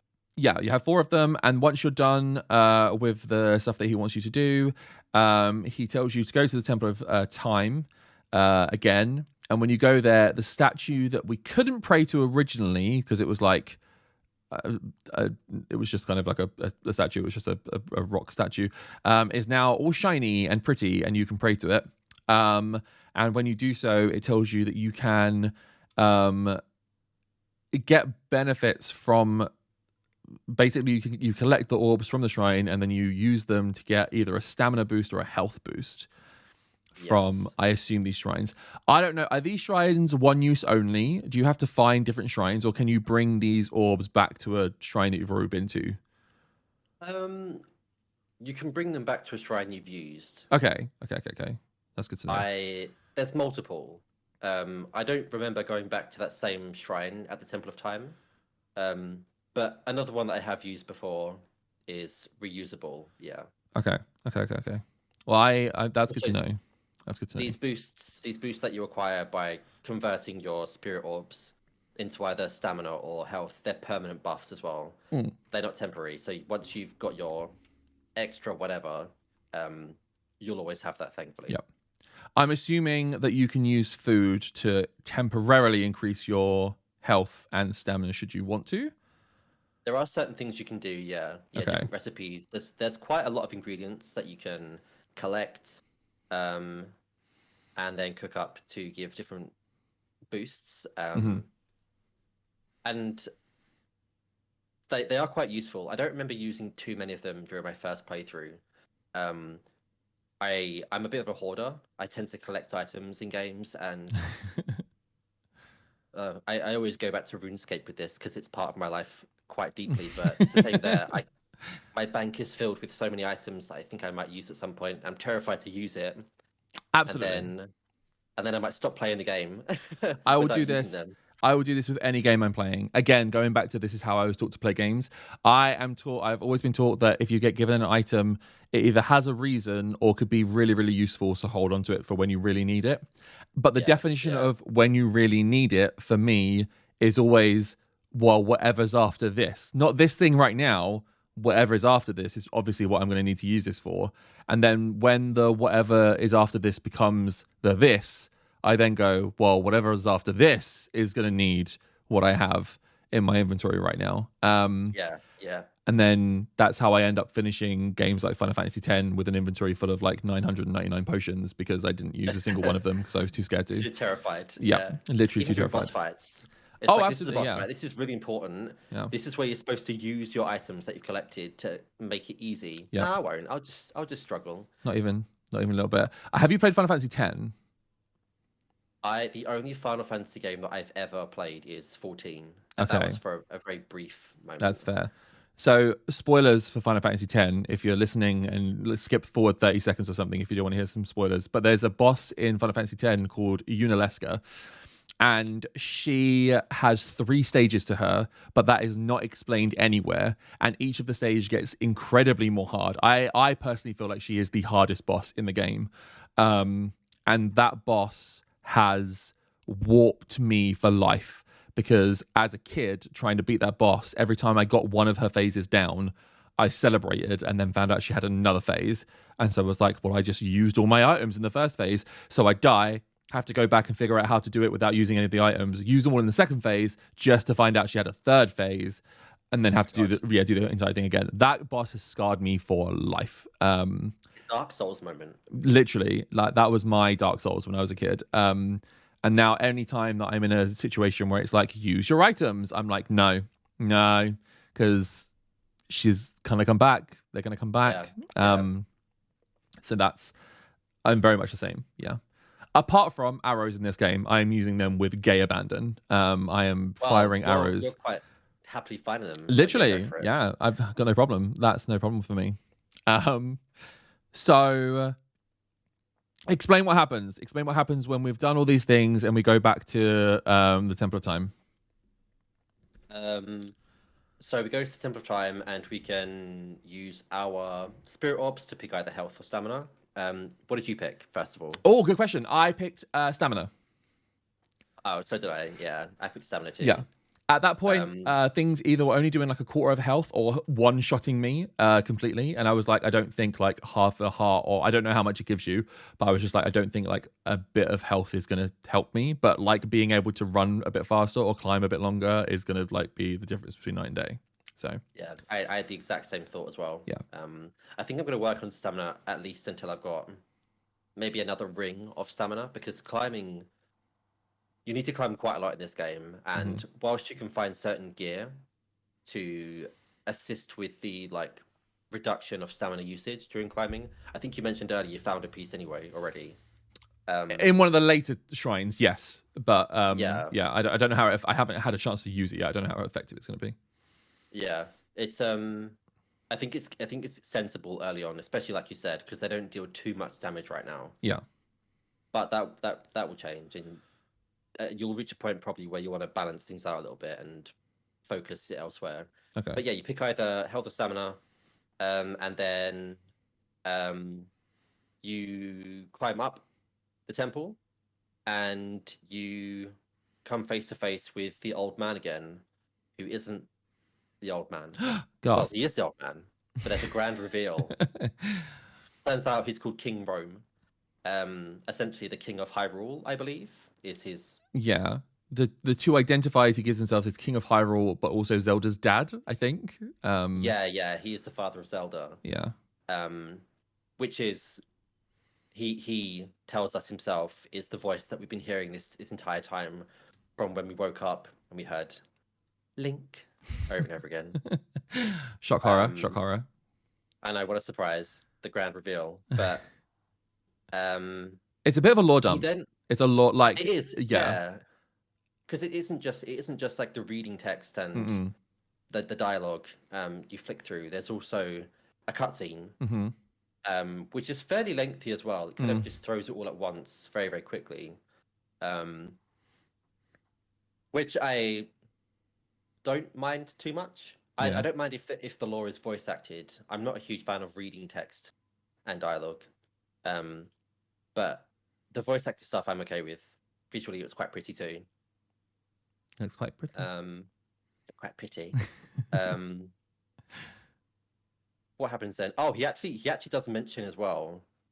He asks if your intent is to defeat Ganon, and you can say like yes or whatever. That's the moment you can say no. That's the moment you can also say no if you want to. But it just gives you a loop, and it doesn't do anything until you say yes. You're forced to You're forced to say yes, which is not. I'm not a fan of that. But that's my own personal gripe. He mentions saying something like you could face Ganon if you wanted, but you'd be a fool to. So he does allude to the fact that you can go directly to the final boss. And that is the truth as well. If you want to, I haven't done it myself. I know some people can do it, but I wouldn't recommend it. But No. you could, if you want to, just go to the end game and finish the game straight there and then. But why would you, when you've got this whole world to explore? Exactly. Unless You you're wouldn't do a that, would you? 100% speedrunner. No, well, that would be a 0% speedrunner, not a 100% speedrunner. That's the complete opposite. 0%, yeah, 0% speedrunner would like just take their naked ass straight to Ganon. I don't even know if it's. I don't know. I don't want to know because that's spoilers. But I'm kind of like I don't even know if that's genuinely. I assume it is because people have done it, right? I assume people have gone straight to Ganon and killed him. But Yeah, I haven't seen it myself. No. But I was getting one-shotted by goblins. The idea of going straight to Ganon didn't seem appealing to me. So yeah. Also, a rundown of the story is we are actually 100 years old or something. So like 100 years ago, there was peace, there was love, everyone was happy, and the out of nowhere. Well, no, there were expeditions around Hyrule that unearthed these like old machines that you see scattered around. Like you see these old machines scattered around everywhere. Especially there's loads of them in the start area of these like old tentacle-y machine things. I don't know how they're like four-legged machine leg thing. It's really hard to explain what they are. Yeah. They kind of remind me of like the Matrix or something. Yeah, it's very, very odd. I don't know what they are, but they were unearthed 100 years ago, and then they were kind of just around the place. And whilst there was peace, I think the divine beasts were also unearthed around the same time across the land. The divine beasts were also unearthed. Zelda applies a champion from like each area of Hyrule to look after these divine beasts. However, Ganon appears out of something that was really interesting, and they put a bit of emphasis on in this story was that they said that Ganon came from underneath the castle. It said that Ganon appeared from underneath Hyrule Castle, which is really bizarre. I don't know if that means anything. I don't know if we are going to go see anything. I've seen the trailer for Tears of the Kingdom, and it looks like you're in like a basementy area. So I don't know if like that's going to be explored in the next game. I'm not entirely sure, but it just seemed really bizarre that they made like they clearly specified that he came from underneath the castle. I thought that was really weird. But sure. I'm not even sure myself why that's relevant. Maybe he was imprisoned there, or maybe. Yeah, I don't know. I don't know. But he is called Calamity Ganon. He is a big old drippy pig, is the best way to look at it. Like a drippy void pig that seems to pig his way around the castle. And when he first emerged, he like released a power that took over all of these machines that had been unearthed, including the divine beasts, filled them with these like malicious energy, which then went around killing like basically most of Hyrule, all of the inhabitants of Hyrule. There was a big war. There was a big war, and most people died. The champions that Zelda had handpicked to look after divine beasts, I believe, got killed as well. It mentions that they got. I think it says defeated. They got defeated or killed. Including yourself, it mentions that you got killed as well, which begs the question why you're back. Clearly, you're useless because you've already died once. But whatever. And he tried his best, okay? Literally, he's doing his best. And now Zelda, and when that all happened, Zelda found herself in a one-on-one fight with Ganon. Instead of trying to defeat him, she ended up just locking him and like keeping him sealed to the castle. And they have been in like a constant one-on-one battle ever since, essentially. And that's kind of the story. Zelda's dad, who also died 100 years ago, we find out he's a spirit. And he disappears very ghost-like-y when he's finished all of this lore, which is very helpful because God knows what would happen if he had like done it 5 minutes earlier. And he asks you to go and save Link from this kind of eternal battle she's locked in with Ganon. Zelda. Oh my God, I did it. I did the thing. Oh God, I'm so sorry. I did it. I'm trying my best. I promise everyone. I did the thing. And that's it. That's essentially, you get given the paraglider, and that's tutorial over. You then can do whatever the hell you want. So it gives you the right side of go to Kakariko or seek out. Sorry, of course. Yes, you're right. You're absolutely Apart from that, it's go wherever you want. You can explore. You don't have to follow a route. No. Yeah, the plateau was raised up as well. Did you go underneath it? I didn't go underneath it, sillily. I didn't actually go. No, I don't think you can. Oh, okay. I think fair enough. I think it's like a cliff. Ah, Yeah, you okay. can't. Got it. So, yeah, you get told as well that the Sheikah clan, who the clan that live in Kakariko Village, were also around 100 years ago, and that there's someone in there. I believe the name was Impa that they gave, who leads maybe is the village elder or something, is there, and to go seek out Impa for more information. So that's the kind of the direction you're given. So what did you do? Did you just jump off and go straight there? I'm intrigued. I jumped off and I headed in the rough direction of the village. Okay, wait a second. Let me get my map up Um, so I can properly see where I was off to. Before I jumped off the plateau, I used the Sheikah slate to scope out the tower of that region so I could unlock the Mm-hmm. map. Yep. I did the So I, same. I placed okay. I placed a waypoint there. We didn't mention as well, by the way, one of the really useful parts of the shrines and also the towers is you can teleport there whenever you want, really. Yeah, Um, absolutely. Yeah. which is fantastic. I think it's just such a good way of making the game accessible and Mm-hmm. not annoying to traverse and backtrack and whatnot. Absolutely. So yeah, my main goal from there wasn't actually the village; it was actually the tower itself to unlock the map.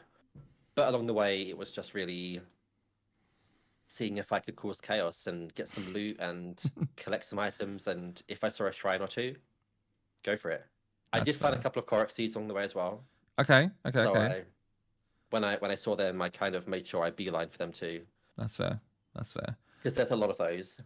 There's I forget the number. I think there's like 900. 900. I believe so. I can 900 Korok seeds.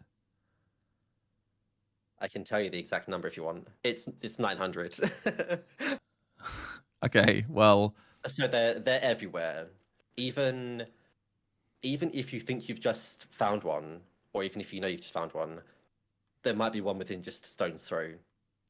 They Right. are littered across the map, which is good. It means that you can collect them fairly easily to get the upgrades that you need. Okay. Well, I won't go into it just yet because we'll do our comparison at the end. But I've got stuff to say about that. Okay. For me, I jumped straight down, and I think I went a bit too far north. I don't know what is north, as mentioned. We're not unlocking the map, and I don't know what the map really is.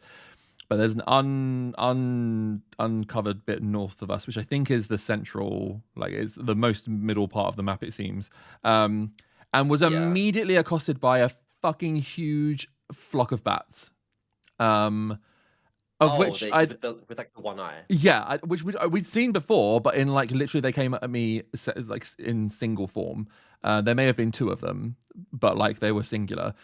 This was literally a flock of bats. There must have been at least 20 of them in the flock.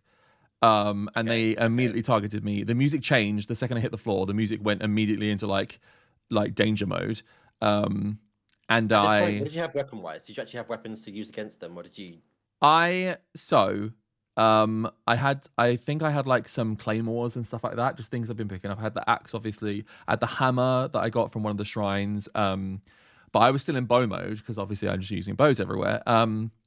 So I was running for my life, and then when I put a bit of distance between it, I tried to turn around and attack, and I had a fire arrow equipped, and I fired the fire arrow, and it killed like 3 or 4 of them in the middle of them, and I was like, okay, cool. What if I use a bomb arrow, to like, because that'll do like loads of damage, right, and like kill all of them at once. So I was full of confidence after I realized, because when I attacked them with the fire arrow, they got scared and they like the flock ran off. So full of confidence, I went to try and kill the entire flock with a bomb arrow. Got their attention, and when I fired the bomb arrow, one of them was far too close, and I blew myself up Bomb arrow. with the bomb arrow. I literally Yeah. murdered myself immediately after leaving the plateau. I immediately murdered myself. Um, So it was like, this is Breath of the Wild. yeah, Tutorial's over, yeah, very much and so. this is the world of. It's quite brutal, honestly. Yeah, very, very much so. So that was fun. That was fun. And after that, I decided not to try and re-engage with the bats. I thought, you know what, I'm just gonna I'm just going to head in the direction of this tower, which I did. It was pretty uneventful after that. There was a few like goblins and things. There was a shrine called the Bosch Kala Shrine, which says the wind guides you. So that was one which had like big wind currents that you had to traverse. Seemed pretty simple. The secret treasure chest in this one was pretty hard, I found. Okay. That's the one where you have to like glide across to it, right? Without falling. Yeah. But I didn't realize, like, I didn't think the wind at the end would give me enough momentum to get there. So I was trying to figure a way of getting there from like the where you pick up the spirit orb. Oh, from like a standing point. Yeah, from like a high standing point, but none of it was able to. There was a couple that got close, but clearly it was like designed to get you close, but not actually get on there. And then I was like, well, this is over. I need to figure out a different way. And then realized it was because you had to use the wind tunnel. So I did get there eventually. And I think it was all for a claymore as well. So that wasn't great. Yeah. It's so sometimes the rewards are just like like a topaz. Yeah. Or something you can find quite easily elsewhere. Yeah. So I didn't enjoy spending that much time on that. I assume you didn't have any trouble with that. I remember when I first did that years ago, I had lots of trouble with that one as well. I was doing the same thing where I was going from the very standing point next to the actual spirit orb pickup. Yeah. And I just could not make that jump. But this time, again, past knowledge, I just pretty much did it first try. I think I did. Nice. Maybe failed once or twice, but yeah, did it fairly easily.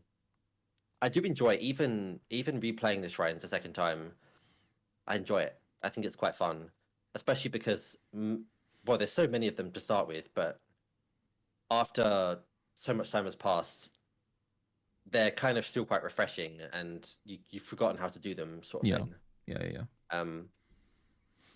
But yeah, I did that same one as well. I think I should probably look at my map actually. I was about to say, should we say? So I did 1, 2, 3 shrines on my way to Kakariko Village. Okay. I did 1, 2, 3, 4, 5. 5? Okay, shit. So I missed a few. So it's worth noting at this point, the chaos on my stream was at an all-time peak. To the point where I'm not going to say what we were doing instead of actually playing the game. But we weren't playing the game all that much. And so I realized what the time was. And so I spent the rest of my time trying to make a beeline for Kakariko Village. So I might, in the next playthrough I do of this, spend some time backtracking and finding some bits and bobs. Because there's like the area that's like the Baltria Lake that I didn't go to. Like south of where the dueling peaks are, there's like a bit of place, there's some mountain areas there I didn't go to. When I got past the dueling peaks, I kind of went straight north. There's like a swamp and the Babinga forest, I think it's called.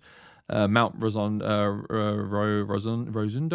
I didn't go to any of those places. So there is some areas I need to go back to. Okay. So the shrines I did then are the one we just said, the wind one. Then I did Ridahi Shrine, which is like right in the Dueling Peaks. At the bottom. It says timing is critical.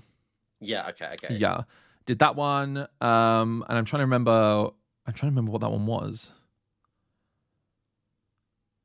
I can't remember off the top of my head what that one was. I can't remember either. No. However, before that was the tower as well. Yes. So the tower that I pinpointed it. How did you get to this tower? I after leaving the plateau, I headed towards it directly, pretty much. Okay. I crossed the river. Whilst crossing, I stayed there for a bit and picked up some fish from the river. So in the river, there's different types of fish you can collect. Oh shit! I didn't know this. You have to swim to them. Okay. Or I'm not in hindsight. Maybe you can throw a bomb at them and kill them to get their meat. I'm not sure actually, but you can swim up to them and grab them from the water. Okay. That is an ingredient you can use for cooking. But yeah, different fish have different properties. Right. In dishes. Got some of those. and I just approached the tower after crossing the river and just climbed it straight away. Well, because it's in the water and you couldn't get to the base of it. So I went round to the north slightly and jumped from the tower and glided down to it. I used my cryo.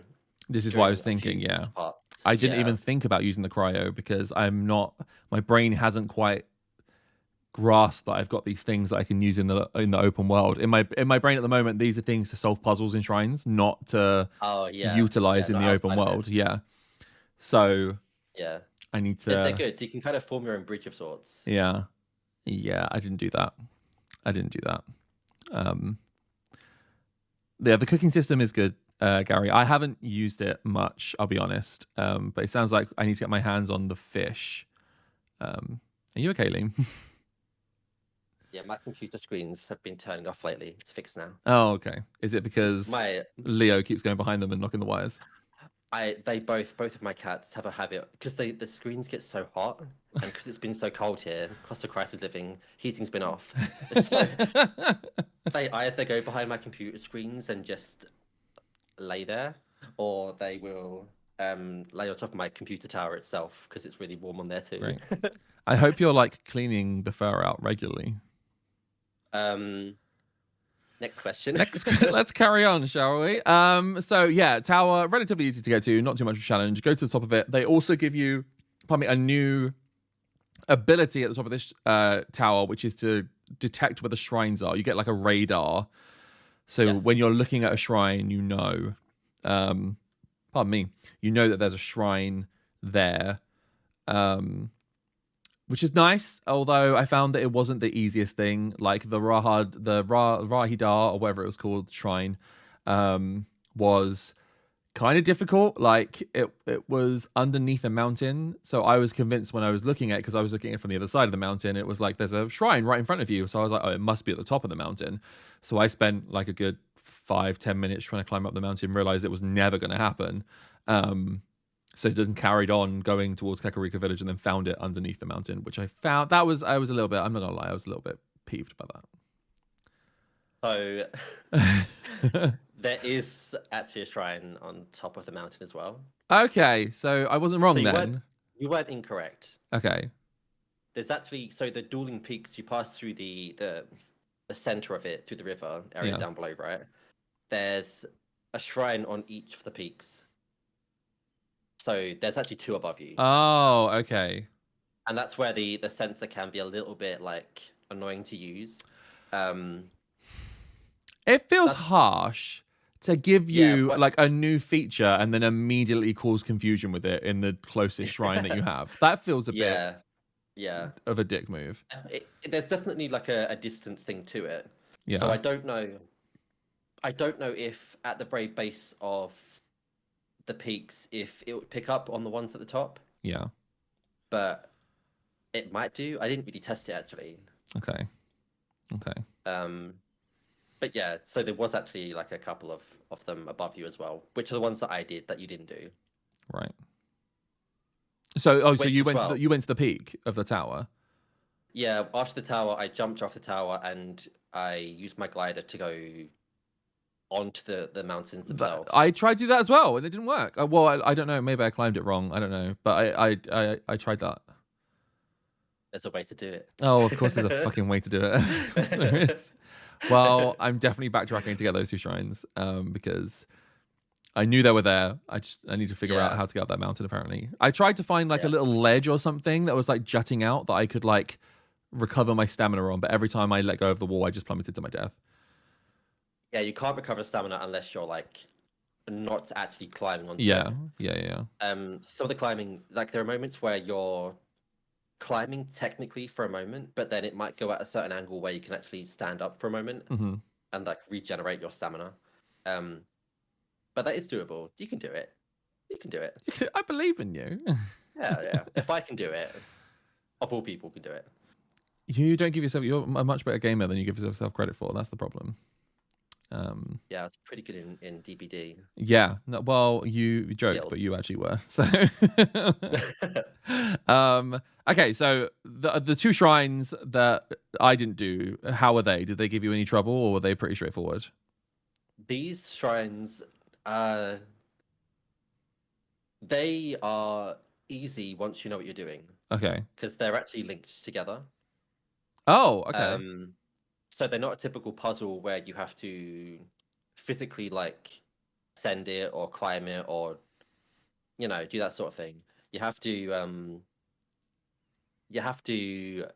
go to one first, go to the other one, Okay. and then go back to the first one. So, That seems kind do of you want me to annoying. tell you? Do you want to know, or shall I keep it a Well, secret? I'll try it myself. I'll Okay. backtrack because, as I say, if it was shrines that I didn't even know that were there, I'd be like, yeah, just tell me. But given that I actually knew they were there, I'm going to backtrack and try myself, especially if they're kind of unique as well. I'll backtrack, give myself a go. We can chat about them in the next episode. In fact, I'll make a note for episode 2. Homework. Homework, indeed. What was the homework we had? We had ourselves 2 bits of homework. It was Using stasis on an enemy. that's it. Stasis on an enemy. Stasis on enemy, and then also for me, it's the dueling peaks shrines, and then we can chat about them. Cool, lovely. And then the third shrine for me was the Ha Dahama shrine, which was the water guides, and that was it was surrounded by spikes, which I didn't find too much of a problem. I glided over them. Actually, it was pretty easy. Yeah. It looked like it was supposed to be kind of like quite an intense thing of like, oh my god, this one's blocked, but I was like, I'm just going to jump over that. So I don't know if it's maybe foreshadowing that in future some of the shrines are going to be harder to get into. Maybe, I don't know. Maybe I can't say. I couldn't say. Can't do that. I can't do that. Okay, well, yeah, I've assumed that means that the shrines aren't just going to be like they're ready for me to jump into them, which is fair. I need to start understanding that the game is a puzzle, not just the shrines, I suppose. Yeah. But I found that one really simple. Like literally, I walked in and I was like, okay, I know exactly what I need to do. Like use the cryogenesis. Like I don't think we explained what the cryo ability does. It creates like blocks of ice in water that are climbable, which is weird because when any other surface becomes even ever so slightly wet, Link struggles to climb up it, but blocks of ice are fine. That is true. I don't want to get into it too much because I don't want to. I don't want to come at the game at that angle, but that was questionable. But yeah, you create blocks of ice and then you can traverse over these blocks of ice and whatnot. So that was good. I don't know. Yeah, there was the puzzle was good, but it was very straightforward, I felt. Yeah, it there's not much to say about it really. No. You just have to use the pillars of ice to guide a large ball into a target, essentially. I liked it. I think it was a nice big area. It felt really like I like it when you go into a shrine and it leads to like a really grand area that just seems impossible to exist, and it makes you think about what's underneath the world. Because you like go down into it, it's like you're going into like a complete underground system. Yeah. But yeah, very simple shrine nonetheless. And I do think that the entryway with like the vines that you couldn't cross normally, I think you should think about future things because it does get a bit more difficult. Okay. Okay, that's good to know. Not super difficult, but it's just like a fun, different way of entering the shrines, I suppose. That's fair. I'll keep that in mind. And then after this shrine is the most important part of this entire leg. You come across a field of horses. Oh, you see, I just ignored them completely. What? You ignored the horses? Yeah, completely, yeah. I saw them. I didn't care. Oh my god! So did you even stop at the point? What was the point called? It was like the Dueling Pig stable. Did you not even stop at the stable? I don't even think I did. I think I may have. I think I walked into it and walked out of it straight away. Right. Okay. So the second it said that I could get horses, I was on board. I was like, horse so early? Sign me up. It took me a bit to get a horse, so I'm going to explain this as someone who has gotten a grand total of 1 horse in Breath of the Wild. I'm sure there's more to it than what I did. However, there are horses within the wild. I assume not just in this area. There are horses all over the map. Maybe, I don't know. I'm assuming, but there might be more than just this area. But if you find a wild horse, you can essentially sneak up to it and then jump onto it. Mount it, and then whilst it's still like wild, you can calm it down and make it easier. If you don't calm it down, it's very hard to control. And whilst I didn't get kicked off, I assume if you don't control it properly, you could probably get kicked off. I don't know if that's the case though. Yeah, I think so. Yeah, I assumed it might be. And then I managed to tame this horse and get it back to the stable, where you can then register it, you can name it, and it becomes yours, and you can use it whenever you want.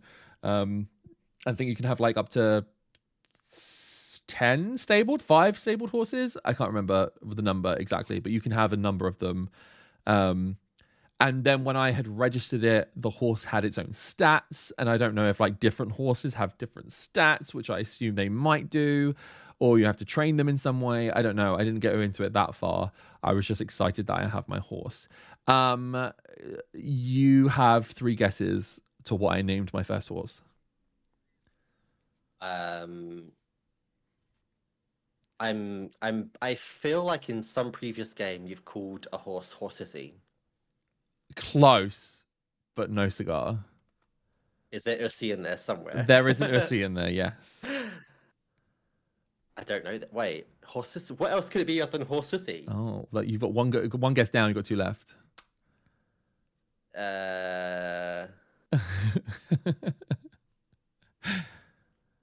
My mind is drawing a blank. You have to tell me. It's Naosi. Naosi is the name of my first horse. The gallant steed Naosi. Just fit as well. Was close. But yes, Matt, you got it. What do I win? My eternal love and gratitude. Megan the Stallion. That's good. I like that. So yes, got an AOC. I did see the horse. I did consider taming one or like owning one, I guess. Yeah. But I was on a mission. I had things to do because I knew roughly where I was at this point, and I had my eye on something very, very close by. Oh, okay. Because for me, that was kind of the last thing I did in this leg. After that, I beeline straight to Kakariko Village on my horse. So did you do something else before going to Kakariko Village? Just before. Okay. Yeah. Go on then. So as you're approaching like the entrance to Kakariko Village, you come across a giant broccoli creature. Did you see that? Absolutely not. No. Sorry, a giant broccoli creature.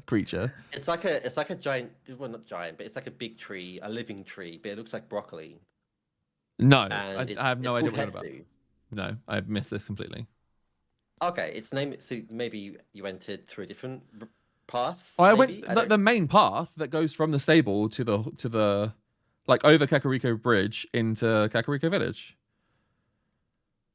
I don't know how you didn't see it then, because it should be there, like on the path. But it's called Hetsu, and Hetsu is a character that is, I don't know its relationship to the Korok seeds, but it's part of them. And this is the character that you can use to spend your Korok seeds. Right. Okay. I did not. I missed him completely. I'm so surprised because when you see Hetsu, you'll wonder how you didn't see. But essentially, Hetsu's very, very sad.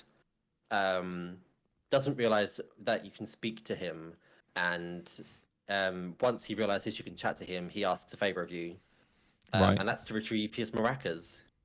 Retrieve his maracas. His maracas, yeah. Okay. Which are being held hostage nearby by a bunch of goblins. Okay. So you get those back.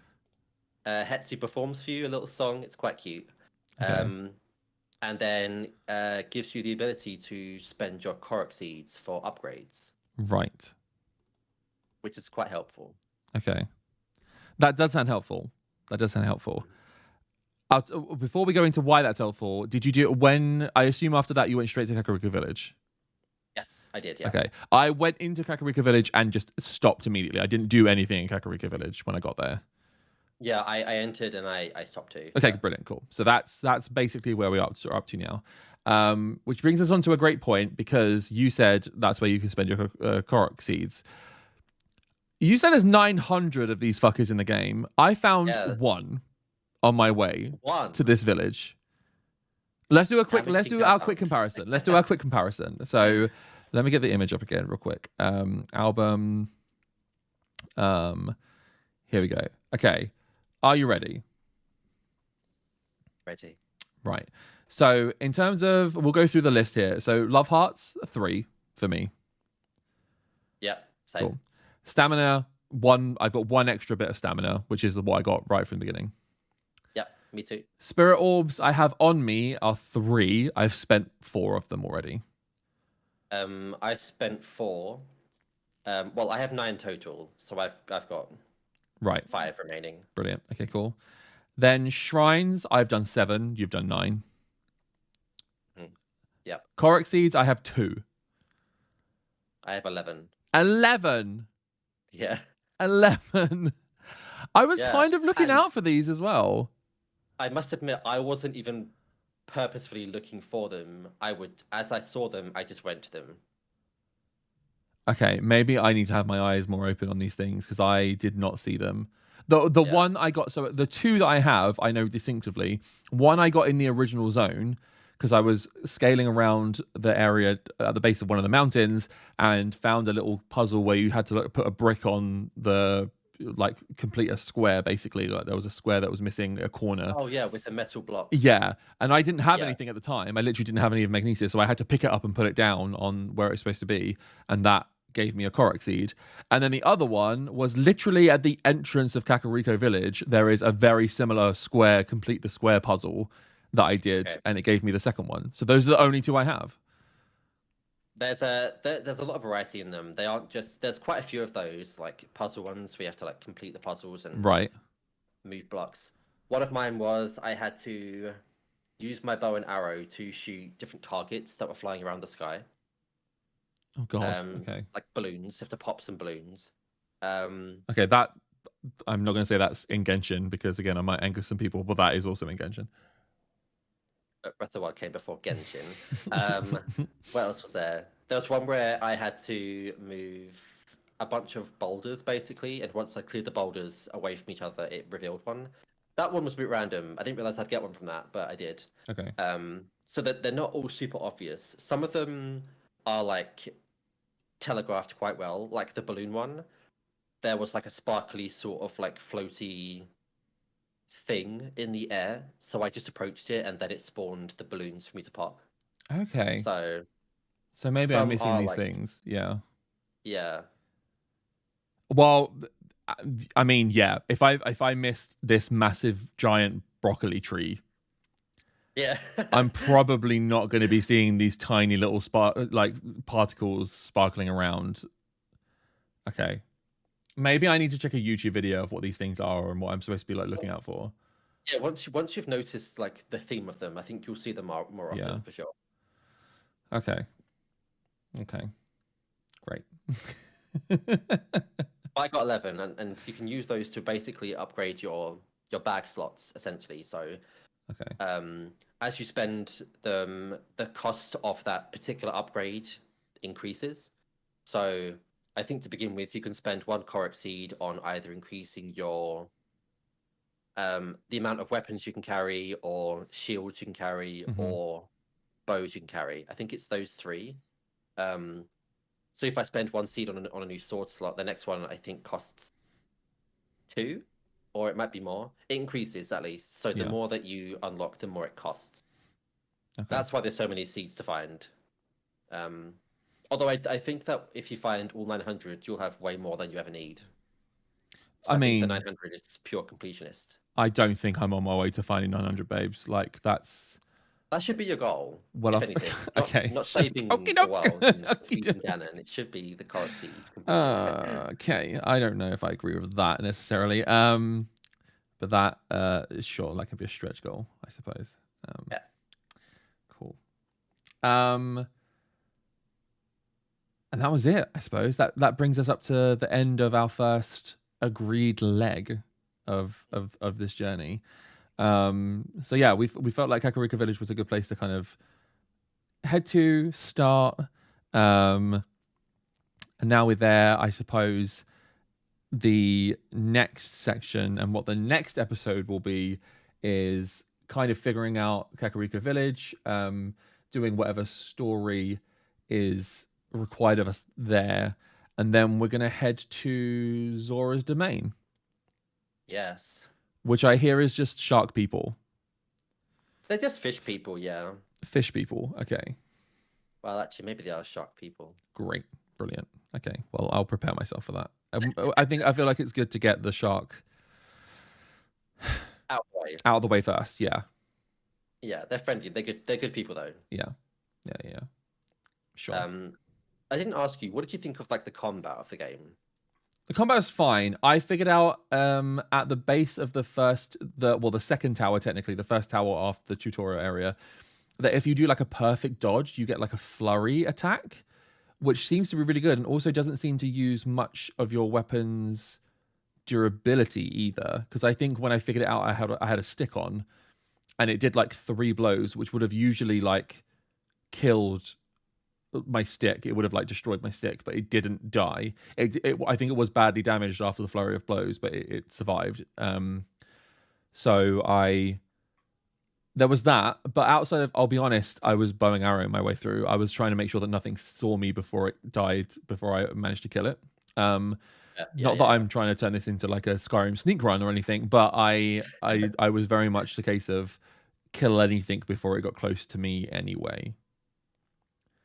I don't know if that's a viable thing going through the game. I don't know if I'm going to have to actually like get off my ass and learn how the swordplay works. I would say you should probably learn how to use the sword. Okay. Or like a melee weapon a little bit. Okay. I would say. I do have my hammer. I remember. Yeah. I have my hammer, so maybe I can put my hammer to good use. And I do have a few claymores because I keep picking up swords, but because I'm not using them, I'm just at the moment dropping whatever is the lowest power and keeping whatever's the highest power. I don't know if that's the right thing to do, but yeah, I would say so. Yeah. Okay. Yeah. Well, apart from my torch and my Kokoro, is it Kokoro leaf? The wind leaf. Those are the 2 things I've kept. Oh, do you keep them both? Oh, okay. Yeah, I haven't got rid of either of them. I've just kept on to it because I feel like there might be something that needs me to either carry fire or use wind in some way, shape, or form. So I've kept on hold of both of them. But everything else, I'm just, if it's weak, I'll get rid of it and then just keep the stronger thing that I have. The game, like, I know the durability part of the game is a bit annoying. Swords breaking, bows breaking. Bows breaking sucked. Yeah, that was sucked. Yeah. The game does give you a lot, though. I will say that. Like, you shouldn't really run out of weapons. Yeah. I think in my inventory at the moment, I have, wait a second, let me check. I've got, need to get on the map. There we go. I've got 5 bows. They are all Boko bows, so they're like the basic bows. And then I've got 1 traveler's bow, which is ever so slightly more powerful than the Boko bows. And then in terms of melee weapons, I don't have my torch. I must have dropped my torch. I don't have it. I have my Korok leaf. I have an iron sledgehammer. I've got a soldier's claymore, a soldier's broadsword, a traveler's claymore, a throwing spear, another soldier's broadsword, and I also have a boomerang. I don't know where I got the boomerang from, but I have a boomerang. I don't know how useful they are. The boomerangs, they can actually be thrown and returned to you. Okay, that's good. So they're quite handy, yeah. Yeah. Quite fun. And then you've got quite a lot of weapons then, so you shouldn't be too... No, yeah, all the melee weapons I have as well are like 20, 14, 14, 11, 12. So they're quite, I say quite powerful in comparison to like my bows, which are like only 4. They're quite powerful. But yeah. What are you using the most? I assume you're meleeing your way around the game. I'm using melee the most, purely because I've always struggled with arrows, but I need to rethink my I kept finding them in any wooden box I broke. Gave me at least 2 apples and 2 arrows in every wooden box I came across, like the big wooden boxes. Yeah, I yeah. use my woodcutter's axe to chop them open, and every time I got apples and arrows from them. I Um, was breaking some boxes, but I must admit, I tend to like ignore them for the most part. yeah. Well, Um, the second I found out they had arrows in them, none of them fucking survived. They were every time I saw yeah. one, I was breaking them apart. I used You use the woodcutting axe for a particular reason. Have you used the sledgehammer for a particular reason yet? I have I've found that like if you need something to be slashed, then you should use an item good at slashing, and if you don't, then it seems like the durability of the item will decrease quicker. Like if Okay. I haven't tried it, but I assume if I was to use my hammer on a tree, for example, it would probably break the durability of my hammer. I've also noticed that like using the woodcutting axe on anything that's wood just cuts it down way quicker than using Yeah, it like a sword does. or something Yeah. else. So that's what I've put it to. I don't know what I would be using the hammer for. Okay. You kind of implied there that I might want to use it for something, but I don't know what that would be. There are things, sorry, that you can use it on. Okay. It's a similar sort of thing to the woodcutting axe. In You use the woodcutting axe to cut down trees, so you'd use a hammer to break certain Rocks or things. something. Oh, like the mining mineral stuff. Yeah. Ah, yeah. No, I threw a bomb at But them. I was about to say you Yeah. don't even need them. The bombs are like useful for most situations. You can also use bombs to knock down trees too. Oh, okay. I didn't know that. They're super like effective in most areas of the game, really. Okay. Probably I think from my first playthrough, I think the bombs were my most used rune Yeah. of all because they were just so useful in every single way. Even fighting enemies at a pinch, you can use the bombs to knock things off the cliff ledges and just kill them instantly and stuff like that. Okay. Okay. No, I'll have to consider that then. Yeah, no, the thing that with the bombs and the minerals was that it obviously broke the minerals, but the items went flying. They went everywhere. Oh, And then I yeah, had to yeah, like chase them down. yeah. Like one of them went like down a mountain. And I had to like glide my way down the mountain without killing myself just to pick up like some fucking amethysts or something. Yeah. And I also haven't found a use for them yet. Like I don't know. I've seen that they sell for a lot. Like some of the amethysts I have, I think I had like four or something, and I could sell them off for like 180 rupees. Oh, how much money do you have? We didn't do that. Sorry, how much money do you have? Um, Let me tell you. I know that some rocks are useful for certain things, but I don't remember what actually. Okay. I think I have to relearn. I have 252 rupees. Well, okay, I have 65, and I thought I had a lot. Okay. Clearly not. I found like a 50 rupee thing, and I was really proud of myself. I found a couple of, I forget what they're called. They're like glowy rabbits. Glowy rabbits. Yeah, they're like glowy white rabbits, and if you approach them too quickly, they are scared and they run away. But if you attack them from a distance and get some hits on them, they drop rupees. Okay, I don't know what they're called. There is a name for them. I'll have to maybe look out for them as well. I need to Yeah, watch a YouTube video of like all these things I need to be keeping my eyes out for because it feels like I need eyes up my ass to kind of like actually see everything. there's a lot. There's a lot to take in. Um, how Okay. are you feeling about the game so far as your first like checkpoint as well? Good. I'm enjoying it. I am genuinely enjoying it. I like the fact that it's so like already we've had like very different experiences. Obviously, it's going to be similar to an extent because we're heading in the same direction and have the same like main goals. But in general, like we've had clearly two very different like ways of approaching things and stuff. So I really Yeah, like that.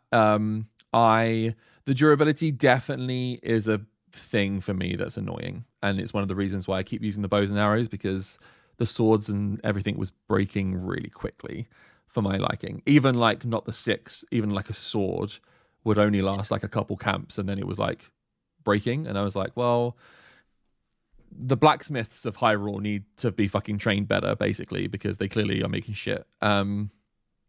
Is what I'm yeah, gonna say. yeah. It's a constant juggle of weapons, and then Yeah, again, it's the case of you want to hoard certain weapons that are better than others for a potential future yeah. like challenge, I guess. And I will say though, I do think the game is quite generous in what it gives you. Okay. So try not to hold that against it too much, I would say. No, I will. I will. That'll be my main. my main issue. How about you, having returned to it? Is there anything after like 3 or so years of not playing it that you're like enjoying, forgot about? I thought I'd be much better at the combat coming back, but I made a lot of mistakes. Okay. Especially because I did master mode, which is like the difficult one. But you're playing in master mode? No, previously I've played master mode. I see what you mean. Right. This is like the regular mode. And Yeah. a couple of times where I'm like, oh god, I don't know what I'm doing. Yeah. But that's been like a fun like learning experience. Mm-hmm. I've also found a number of things that I never found the first time through already, which is just really fun and nice to experience as well. Yeah. A couple of Korok seeds that I never did before as well. Nice. From like the very start area. So yeah, so far it's just been a really nice wave of nostalgia with what feels like a brand new experience at the same time. That's awesome. It's been really good. Yeah. Maybe we should have like a recurring segment of shit Leem found out second time round kind of thing. Yeah. And each episode, keep note of like things that you're like, I didn't even know that was a thing. I've literally completed this game and I didn't even know that was a thing. Like, note them down, and then we'll have a small little Leem's anti-nostalgia essentially every episode. I think that'd be good. But that's it. That's where we are. That's where we are so far in Breath of the Wild. We're up to Kakariko Village. We've made relatively good progress. I have some shrines I need to go back and figure out because clearly I've missed a lot. And apparently I've got like a whole bunch of Korok seeds I need to go and find out. Also a big cauliflower monster. There's a lot I need to backtrack on. I'll do that. I promise. That's my homework. Wait, did I write down the Hetsu person? No, wait a second. Let's do that because I will figure out otherwise. Hetsu person. If anything, Hetsu is the most important. Okay, it sounds well. If he's where I get like additions and stuff from as well, I think that's good. I think I need to figure that one out. So for episode 2, we will be doing the journey to Zora's Domain. So from Kakariko Village up to Zora's Domain, as well as prepping for the first beast. So I feel like when we say prep for the first beast, again, we're not allowed to go outside the zones that we've agreed to. So it will be prepping within those areas. It will be like basically exploring everything, making sure that we feel like we're well equipped in terms of armor and all that kind of stuff, and what we need to take on the beast properly. Is there any, as a person returning, Leem, is there anything you think I should know / anyone who's playing for the first time should know for getting ready for the Divine Beasts? I would just say be prepared in terms of your weapons. Don't go in there with low durability weapons. Okay. Or no weapons at all, really. Try to make sure that you use your weapons carefully, and if you can, I mean, it sounds like you're fine with it, but stock up on arrows because you can carry as many of those as you want. Oh, okay, nice. So just try to continue with that. Nice. And food, I guess. Explore the food. Find some things to cook. Catch some fish. Kill some birds. Kill some goats. Whatever. Get some meat. And there are other things too. You can like not harvest, but like collect. There's like truffles and radishes, which give certain boosts. Just explore, really. I would say if you're preparing for it at least. I'll have a good explore. There's you mentioned the meat as well from the fish in the rivers. I didn't even do that. I didn't cook outside of the chili meal I needed to get through like the cold area. So I need to. I've only collected. I haven't cooked any more myself. Honestly. But, I'm kind of starting to like make my collection already of ingredients in preparation for it all. Okay. But Lovely. Well, Leem, thank you so much for joining me. We've got a fair few more episodes to go until we finish this thing. So we'll be around for episode 2 next week. I will say again, we stream this. We're streaming our progress. So if you want to watch us play in real time, then you can come to my channel, which is twitch.tv/watermelon, spelled WORTERMELON. I'll put the links in all the various description places so you can follow should you want to. And you can come and watch. I will be doing that every Thursday night. Leem, tell them where you are on Twitch. I'm twitch.tv/Leem, Leem. There you go. Very simple. And Leem Twitch on Twitter, all one word. Leem Twitch on Twitter, yes, all one word. Yeah. Again, all of these links and whatnot will be all over the place around wherever you're watching this. So give me a click, come and follow us. And if you want to follow us on all the 8-Bit by Bit channels, then we have Twitter, we have Instagram, we've got TikTok, we've got YouTube, we're 8-Bit by Bit, all one word, all of those places, apart from Instagram, which I have had to put an underscore afterwards because some bugger had 8-Bit by Bit already, which is really annoying. Literally only Instagram. I've got the domain, I've got email addresses, I've got everything, but someone on Instagram already had.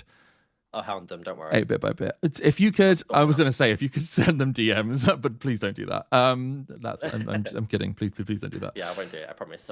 Thanks a lot. Come join us. I stream. I'll be streaming this every Thursday. So we record the podcast on Sunday. Apart from today, which we had to postpone because of stupid UK trains, I won't go into it. But we'll be recording this podcast every Sunday. We're in partnership with Geek Herring Productions, which is a wonderful, wonderful production company that puts on many different shows. Some you may know as Geek Herring. There's also another show called We Have a Query, or WAC for short, hosted by two wonderful, wonderful queer women who talk about all different things queer. So check out Geek Herring Productions, Geek Herring TV as well. And see all the good content that they have as well. Anything else, Leem, before we go? Thank you for letting me join you with this. Oh, yeah, I'm happy to have you. Especially with one of my favorite games. I really, really appreciate it. No, it's my pleasure. Thank you for agreeing to slog through this whilst I miss literally everything in the game that's put in front of my eyes. No, it's enjoyable to watch something like basically brand new to it, honestly. Yeah. It's really good to see. Awesome. Well, thank you so much. We'll be back next week. So please make sure that you are liking this, subscribing to the 8-Bit by Bit channel, wherever you may be listening to this. Do all the podcast things you need to do to make sure that you stay subscribed and whatnot. And I will catch you with Leem in the next episode, and we'll see you later. Bye-bye. Yeah, see you next time. Bye-bye.